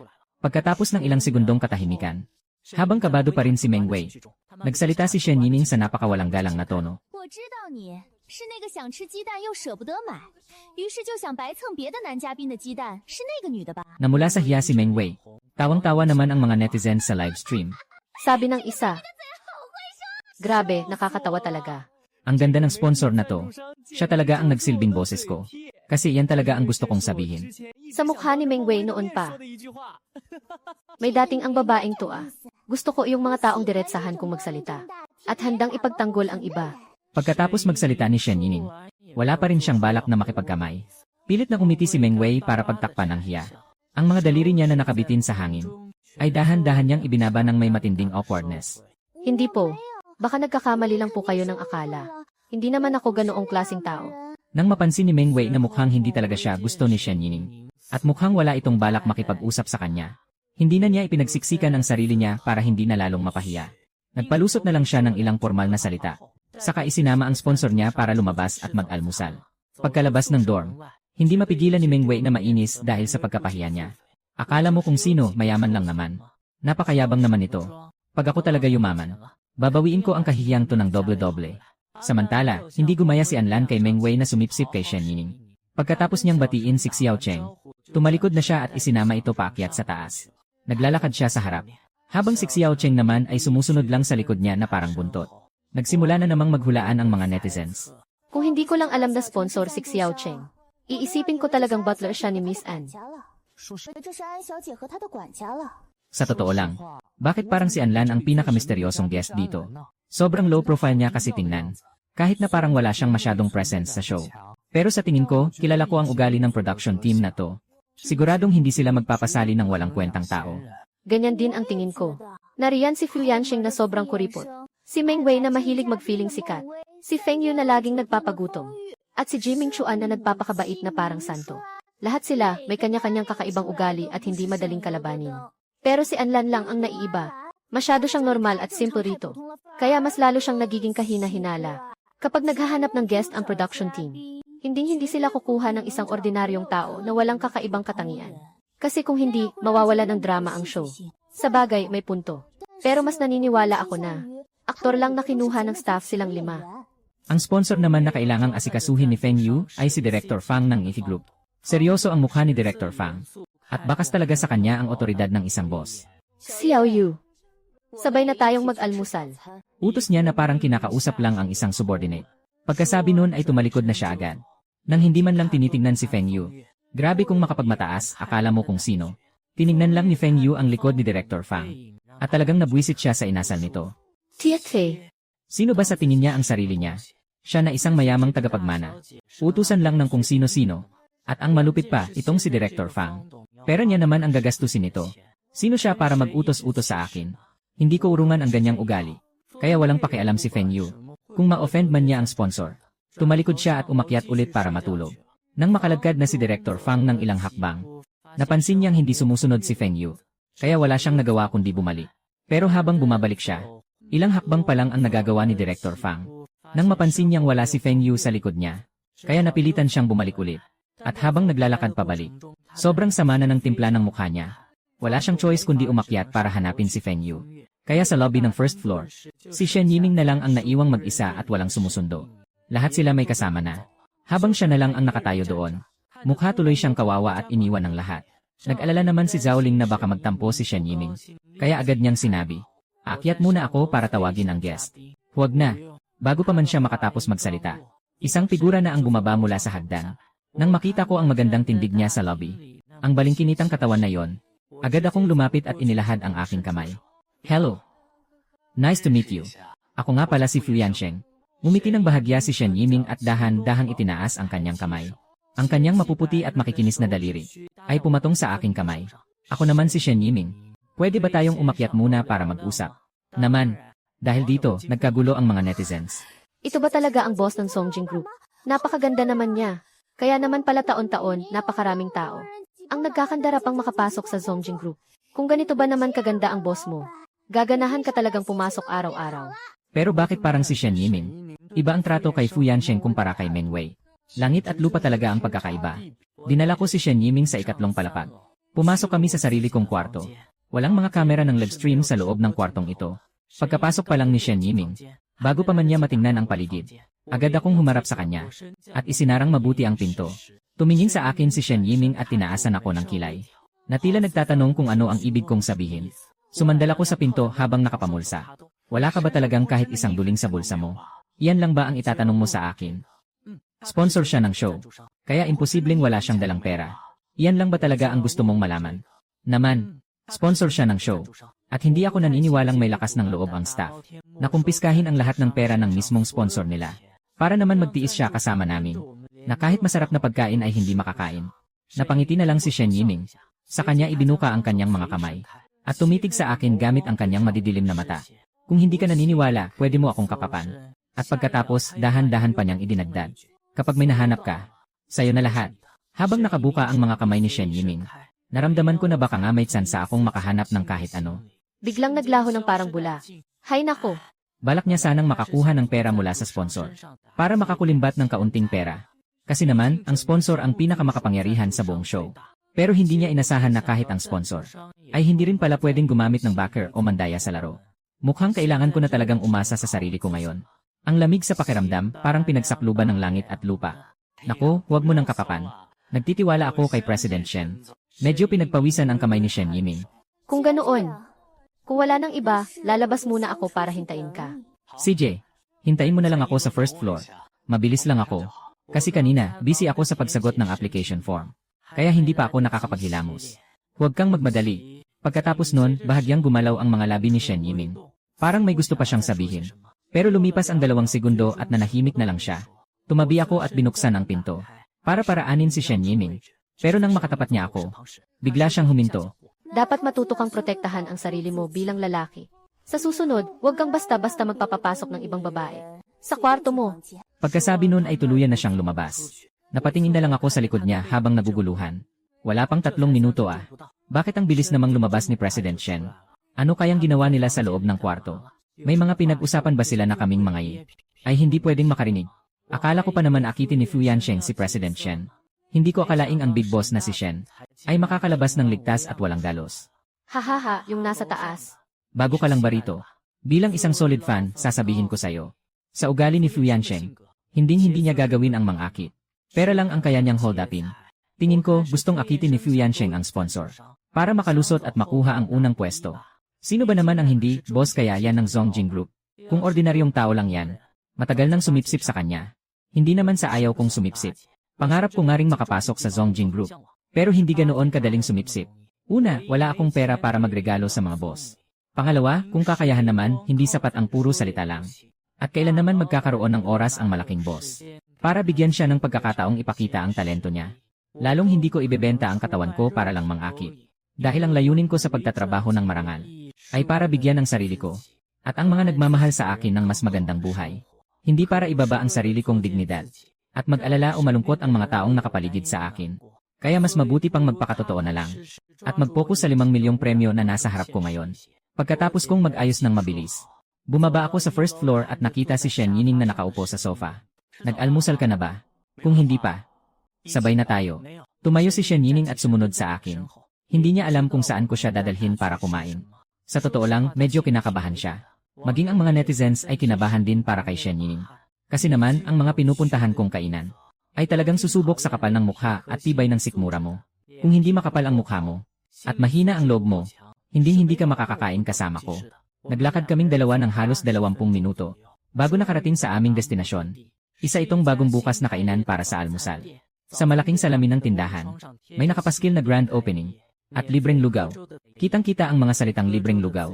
Nang makita kami ng may-ari na nakatayo sa labas, hawak ang kanyang basahan, ay masigla niya kaming pinatuloy. Pasok kayo, mga pugi at maganda. Tingin muna kayo sa loob kung anong gusto nyo. Halika kayo. Kalmado akong pumasok sa loob at nagpakita ng isang napakabait na ngiti. Nakita ko po sa labas na may libreng lugaw kayo. Paano po kung ang lahat ng papasok dito ay lugaw lang ang kukunin? Hindi ba kayo malulugi niyan? Tiningnan kami ng may-ari ng kainan mula ulo hanggang paa. Pinagmasdan niya kaming dalawa. Ano ba kayo? Wala yon. Dahil nagpa-promo ang shop namin. Hindi kami natatakot na kumain kayo ng marami. Kaya sige lang, kain lang ng kain. Ngumiti naman ako ng napakatamis at sinabing, "Ate, napakagalante niyo naman po. Ang ganda-ganda niyo pa." Tuwang-tuwa naman si ate sa papuri ko at hindi na maalis ang ngiti sa kanyang labi. Agad niya kaming iginaya papunta sa buffet area. Kami na po ang bahala rito, ate. Sige na po, asikasuhin niyo na muna yung iba. Bulong naman ang may-ari sa sarili niya. Ang sweet naman ng batang to, panay ang tawag sa akin ng ate. Ang tamis magsalita. At napakagalang pa. Pagkaalis ng may-ari, hindi man lang ako kumuha ng kahit isang ulam. Lumingon ako para hanapin kung nasaan ang lugawan. At doon ko dinala si Shen Yiming. Marami namang pagpipili ang lugaw dito. May vegetable porridge, century egg with pork porridge, millet porridge, at chicken porridge. Mga 6 hanggang 7 klase ang pwede naming pagpilian. Humarap ako kay Shen Yiming at mumiti. Shenzong. Tingnan mo, ang buong lugar na ito, ang kahariang inihanda ko para sa'yo. Pumili ka lang ng gusto mo. Libre ko. Todo-todo talaga ang pag-asikaso ko sa kanya. Napangiti na lang si Shen Yiming at sinabing, "Vegetable porridge na lang." Sige po. Umiti ako at sumagot. "Vegetable porridge baka mo?" Walang problema. Ipinaghanda ko siya ng isang mangkok ng vegetable porridge. Pagkaabot ko sa kanya, napansin kong nakatingin siya sa mga ulam at side dishes sa kabilang side. Agad kong ibinaba ang mangkok at pilit kong iniharap ang mukha niya sa akin. "Shenzong, hindi kasama ang bahaging yan. Dahil gipit ang bulsa ko ngayon, hindi ko pa yan nasasakop. Kaya pagtiyagaan mo muna to, dito muna tayo sa lugaw." Gipit daw ang bulsa. Pero kung kakain lang talaga silang dalawa ng libreng lugaw nang walang ino-order na ulam, ako na mismo ang mahihiya para sa kanila. Anong ikahihiya roon? May mahigit 700 yuan pa kaya si Fu Yansheng sa bulsa niya. Pero kuripot talaga at ayaw maglabas ng kahit isang dulin para kay Shenzong. Napakakuripot talaga. Hahaha. Mamatay-matay talaga ako sa kakatawa kay Fu Yansheng. Kawawang Shenzong. Hahaha. Lugaw na nga lang ang kakainin, wala pang ulam. Sabi ko na nga ba?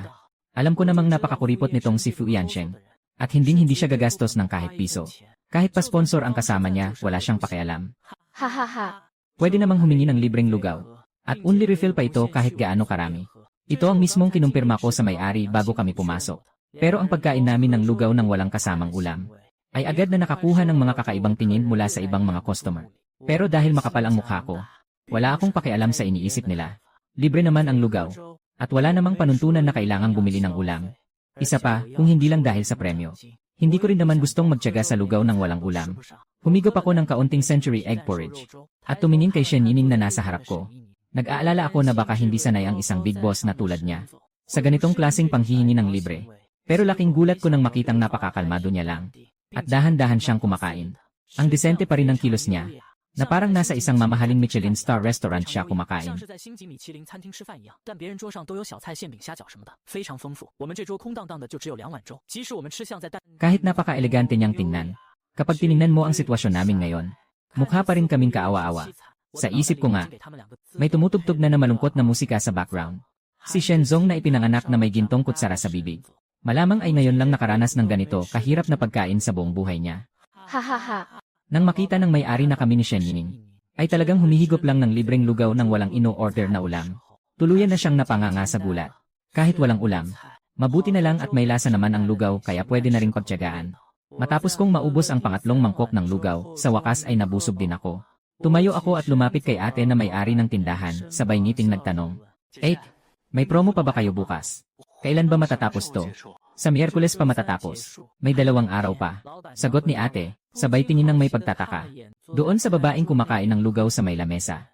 Iho, girlfriend mo ba siya? Boss ko po siya. Bigla namang naliwanagan si ate. Kaya naman pala. Bulong nito sa sarili. Boss pala niya yon. Kaya naman pala ganun na lang siya kakuripot. Sayang lang at tuwing umaga lang bukas ang lugawan na to. Kung hindi, baka maghapon na akong tumambay dito. May aircon na. May pagkain pa. Hindi ka pa magugutom. At higit sa lahat, hindi nakakapagod. Hindi naman ganoon karami ang kinain ni Shen Yining kumpara sa akin. Isang mangkok lang ang naubos niya. Pero sobrang bagal niyang kumain. Nang matapos siya, napakunot no ako at nagtanong. Isang mangkok lang ang kinain mo. Nabusog ka ba niyan? Busog na ako, sagot niya. Medyo pihikan kasi siya sa pagkain. At kapag hindi niya gusto ang lasa, hindi niya talaga ito ginagalaw. Pero kung hindi niya ubusin ang lugaw na to ngayon, dahil alam niyang pihikan siya, at hindi basta-basta kumakain ng kung ano-ano, natatakot siyang baka sa susunod na 2 kainan, ay mapilitan siyang kumain ng mga pagkain, mas hindi niya matatanggap. Alam naman niyang hindi siya pumunta sa show na to para magbakasyon. Bago pa man magsimula, naghanda na ng sarili si Shen Yining. Pero hindi niya akalaing ganito pala kalala ang mararanasan niya. Pagkatapos naming mag-almusal, isinama ko siya sa kung saan saang galaan. Ang dahilan ko, gusto ko siyang ipasyal. Kaya dinala ko siya sa parke, sa tapat ng mga eskwelahan. At sa mga mall para lang makahingi ng mga libreng mineral water, face mask, chichirya, at kung ano-ano pang freebies. At nang sumapit ang tanghalian, dinala ko naman siya para mag-afternoon tea. Teka, paano naman ang tanghalian natin? Tanong niya. Ganoon na lang ba kadaling makansela yon? Mamayang gabi, babawi ako at ililibre kita ng masarap na hapunan. Ha? Tiningnan ko siya ng may buong katapatan, at sinabing pangako. Mabuti na lang at hindi na nakipagtalo pa si Shen Yining. Ngumiti lang siya ng bahagya at mukhang pumayag naman. CJ, Mas maganda palang tingnan si Shen Yining kapag nakangiti. Kumpara sa seryoso niyang mukha, mas nagiging madali siyang lapitan. Sabi nga nila, nakakabusog daw ang kagandahan. Pero kapag talagang kumakalam na ang sikmura mo, walang silbi ang ganda. Ramdam na ramdam ko mula sa screen ang kawalang pag-asa ni President Shen. hahaha. Kawawang President Shen. Anong klaseng buhay ba to? Si Fu Yansheng naman. Kung kaya pang tiisin, titiisin talaga. Pero kahit hindi, kailangan pa ring pagtiyagaan. Ang malas talaga ni President Shen. Napunta pa siya sa kuripot na si Fu Yansheng. Samantalang ang ibang mga kasama nila, ang sasarap ng kinakain kasama ang mga sponsor nila. Pero pansamantalang lang naman ang karangyaan na yan. Ang mahalaga pa rin ay kung sino ang makakakuha ng 5 milyong premyo sa huli. Ang tinutukoy ko palang afternoon tea ay ang mga libreng tikim ng prutas at dessert sa supermarket. Medyo nahuli lang kami ng dating ngayon. Dahil medyo malayo ang nilakad namin mula sa parke. Kaya pagdating namin, halos wala nang natirang prutas at dessert. Tiningnan ko ang natitirang 3 piraso ng kahel. Na malayo pa ang nilakad namin para lang marating. At halos wala nang natira sa mga pagkain. Nakatitig lang ako sa 3 piraso ng kahel. Nakaawa-awang nakalatag sa plato. Mabigat man sa loob ko. Kumuha ako ng toothpick sa tabi. Inabot ang isa kay Shen Yining. At kumuha rin ako ng para sa akin. Pangtawid gutom muna, sabi ko. Mamayang gabi, sisiguraduhin kong makakakain ka ng masarap. Magtiwala ka lang sa akin.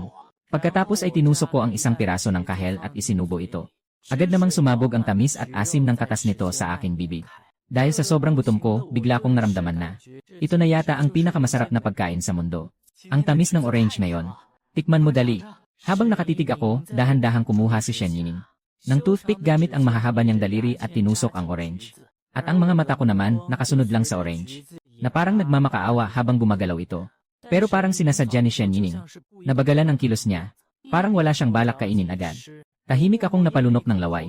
Habang nanilisik ang mga mata ko sa kakatitig sa orange. Alam niyo ba, President Shen, kung hindi kayo pumunta ngayon, dapat akin lahat tong 3 pirasong orange. Pero kahit gutom na gutom ako, binigyan ko pa rin kayo ng kalahati. Ramdam nyo ba ang buong puso kong pagtanggap sa inyo? Bahagyang napangiti si Shen Yining. Ramdam ko. Mabuti naman kung ganun. Ang pinakamahalaga naman talaga sa pagtanggap ng bisita ay ang bukal sa loob. Basta nandoon ang sincerity, okay na. Hindi na mahalaga ang iba. At pagkatapos nun, nakita na lang ni Shen Yining na ang orange sa kamay niya, pati na ang natitirang piraso sa plato, ay biglang naglaho na parang bula. Wala talaga akong itinira sa kanya kahit kalahati. Gutom na talaga kasi ako. Kung hindi lang, hindi ko naman agawin sa kanya tong huling piraso. Isang araw lang naman mararanasan ng sponsor ang magtipid. Habang kami, may 24 na araw pa kaming ganito ang buhay. Pagkatapos ng show ngayong gabi, makakauwi na si Shen Yining para kumain ng mga mamahaling pagkain at makabawi. Habang ako, baka magtiis na naman sa gutom. At hindi alam kung saan kukuha ng susunod na kakainin. O kung mamamatay na ba ako sa gutom.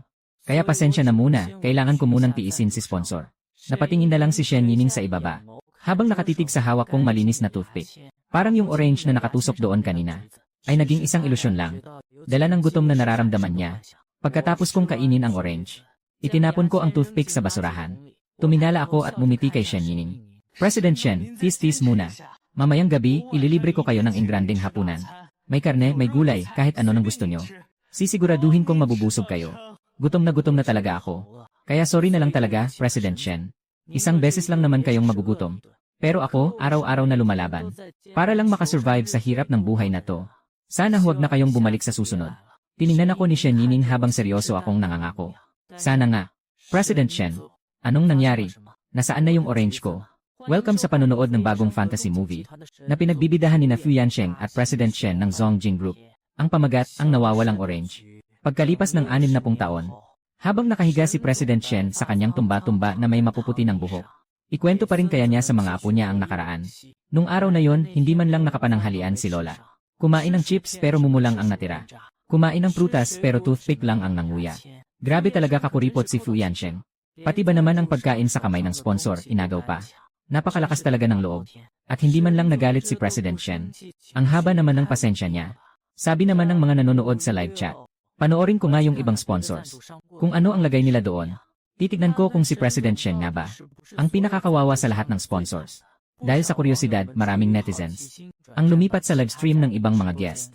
Gusto lang nilang ikumpara kung gaano nga ba kahirap ang dinanas ni President Shen. At kung gaano kakuripot ang tinaguriang hari ng pagtitipid na tulad ko. Ang unang pinuntahan ng mga netizens ay ang livestream ni Jaming Chuan sa loob ng isang medyo mamahaling restaurant. Nakaupo sa sofa si Jaming Chuan at si Ilay ng Nansing Entertainment habang nag-enjoy sa pagkain ng beef set meal na nagkakahalaga ng 58 yuan. Gumastos silang dalawa ng 116 na yuan para sa tanghaliang ito. Kaninang umaga naman, isinama ni Jaming Chuan si Ilay para kumain ng beef noodles na nagkakahalaga ng 36 yuan. Kaya ngayon, may natitira pa siyang 70 yuan. Habang nakatingin si Jaming Chuan sa beef sa harap niya, napalunok na lang siya ng palihim. Pagkatapos, inilapit niya ang mangkok ng beef sa harap ni Vice President Lee. Sir Lai, pagtiyagaan niyo muna ito. Pagkatapos ng show na to, kapag may pagkakataon na, babawi ako at ililibre ko kayo sa mas masarap na kainan. Kasi naman, sa natitira niyang budget, hanggang dito lang talaga ang kaya niyang ilibre. Ngumiti lang si Vice President Lee at ibinalik ang beef sa harap niya. Ayos lang. Kainin mo na yan. Marami pa namang susunod na pagkakataon. Biglang kuminang ang mga mata ni Jaming Chuan. Ang totoo, hindi lang naman para magpakita ng respeto. Kaya niya ibinigay ang beef kay Vice President Lee. Hindi lang simpleng pag-asikaso ang habol niya. Ang talagang target niya ay ang huling sinabi nito. Baka sakaling swertehin siya. At bago umalis si Vice President Lee mamayang gabi, ay makuha niya ang personal contact number nito. Naku, Jaming Chuan, 70 yuan na lang ang natitira sa pera mo. Paano mo pagkakasyahin yan sa susunod na 20 araw? Nakaka-stress ka talaga. Umayos ka naman, please. Tuwing pinapanood ko siya, parang sasabog ang dibdib ko. Sa sobrang inis. Sobrang bait naman yata nito. Kailangan ba talagang ibigay pati sarili mong beef sa sponsor? Bakit hindi mo nalang gutumin ang sarili mo at ibigay lahat sa kanya? Pero kung ikukumpara kay Fu Yansheng, kuripot talaga ni Fu Yansheng. Kawawa naman si President Shen. Tara na, lipat na tayo. Sa susunod na station naman, inilipat ng mga netizens ang panonood sa pangalawang station. Lipat na sa susunod. Tingnan naman natin ang kabilang panig. Sa live stream naman ni Meng Wei, inimbita niya ang general manager ng Chancheng Insurance, na si M.A. Son, sa isang simpleng lokal na kainan. Maganda naman ang ambience doon. At higit sa lahat, abot kaya ang mga presyo. Son, gusto niyo po bang uminom muna tayo? Huwag na lang siguro. Oras pa kasi ng trabaho ngayon, hindi masyadong maganda tingnan. Nakangiting sumang-ayon si Meng Wei. Sabay abot ng menu kay Emre. Son, Sa bagay po. Son, tingnan niyo po kung ano ang gusto niyo. Umorder lang kayo ng kahit ano. Libre ko po. umorder si Emre. Son ng 2 simpleng ulam, na swak sa kanin at napakamura pa. Ang stir-fried eggplant at tomato scrambled eggs. Lalong lumawak ang ngiti sa mukha ni Meng Wei. Napakalaking tipid naman ng mga in-order ni Emre. Son, talagang naisalba ang wallet ko. Dagdag pa na hindi siya umiinom ng alak. Kaya sobrang nakatipid talaga ako. Mabait pala tong si Emre. Son, madaling kausap. Habang iniisip ito ni Meng Wei, biglang nagtanong si Emre. Son, pagkatapos nitong mag-order, May alam ka ba? Pagdating sa mga insurance, wala namang kaalam-alam si Meng Wei sa mga ganitong bagay. Dahil hindi naman siya bumibili nito. Pero dahil nagtanong si Emre, Son, kailangan niyang sumagot ng maayos para maging magalang. may kaunting alam naman po ako. Pero hindi ganoon kalalim. Mayroon bang sinuman sa pamilya niyo ang kumuha na ng insurance? Ang natatandaan ko po, kumuha si Papa ng car insurance. Paano naman ang life insurance? Parang wala po yata. Kaswal na nagpatuloy sa pagsasalita si Emre. Son, Napakahalaga kasi ng life insurance ngayon. Lalo na ang accident at medical insurance. Hindi lang nito sinasagot ang mga gastusin sa gamot, pati na rin ang check-up at pagpapa-ospital. Kundi malaking tulong din ito para mabawasan ang pasanin ng pamilya mo. At maganda ang takbo ng insurance market ngayon. Malaking tulong para mabawasan ang stress. Maganda talaga ang takbo ng insurance ngayon. Kaya nga noong nakaraang araw lang sa kumpanya namin, may isang babaeng customer na may stage 4 cancer. Napakalaki ng nagastos niya sa ospital. Halos maubos na ang ipon ng pamilya niya. Pero buti na lang kumuha siya ng insurance sa Tiancheng. Kaya ang kumpanya namin agad siyang binigyan ng 300,000 piso cash na dinala mismo sa ospital. Umiyak talaga sa tuwa ang pamilya niya noon. isipin mo 300,000 cash agad. Nang marinig ito ni Meng Wei, tila nakuha ang interes niya. Paano ba kumuha niyan? Ilista mo itong numero. Ito ang department manager namin. Depende sa sitwasyon mo. Gagawa siya ng plano na pinakaangkop at swak para sa'yo. Agad namang inilabas ni Meng Wei ang kanyang cellphone para isulat ang numero. Teka, parang may mali. Parang pilit na pilit yata ito ah. Pumunta ba talaga si President Son para mag-advertise at maghanap ng bagong kliyente? Grabe naman. Ngayon lang ako nakakita ng boss na ginawang endorser ang guest. At si Meng Wei pa talaga ang kusang maglalabas ng pera. Himala yata ito. Mukhang na brainwash na nga si Meng Wei. Huwag mong sabihin gagastos talaga siya. Para lang bumili ng insurance. Pero teka, wala naman siyang pera ngayon ah. Silipin naman natin ang lagay ni Miss Ann at ng kanyang kasama na si Xiao Cheng. Ito naman ang pinagkukumpara ng mga netizens ngayon. Dito naman tayo sa ikatlong lokasyon, sa live stream room ni Anlan. Si Anlan at si Xiao Cheng mula sa Huafu Group ay hindi man lang lumabas ng bahay. Nasa loob lang sila ng dorm at kumakain ng instant noodles. Kani-kanina lang kasi. Pumunta ulit si Anlan sa supermarket para bumili ng isang kahon ng instant noodles. Kahit na ang totoo, sawa na siya rito. 想买点菜什么的自己做，价格实惠还健康。但他又想到他那令人难过倒回原地去世的厨艺，吃泡面也行。安澜就邀请赞助商吃这个。 Parang hindi naman maganda to. Anong hindi maganda roon? Kumain na lang tayo. Tingnan mo si President Shen ng Zongjin Group. Wala ngang makain na yun eh. Hahaha.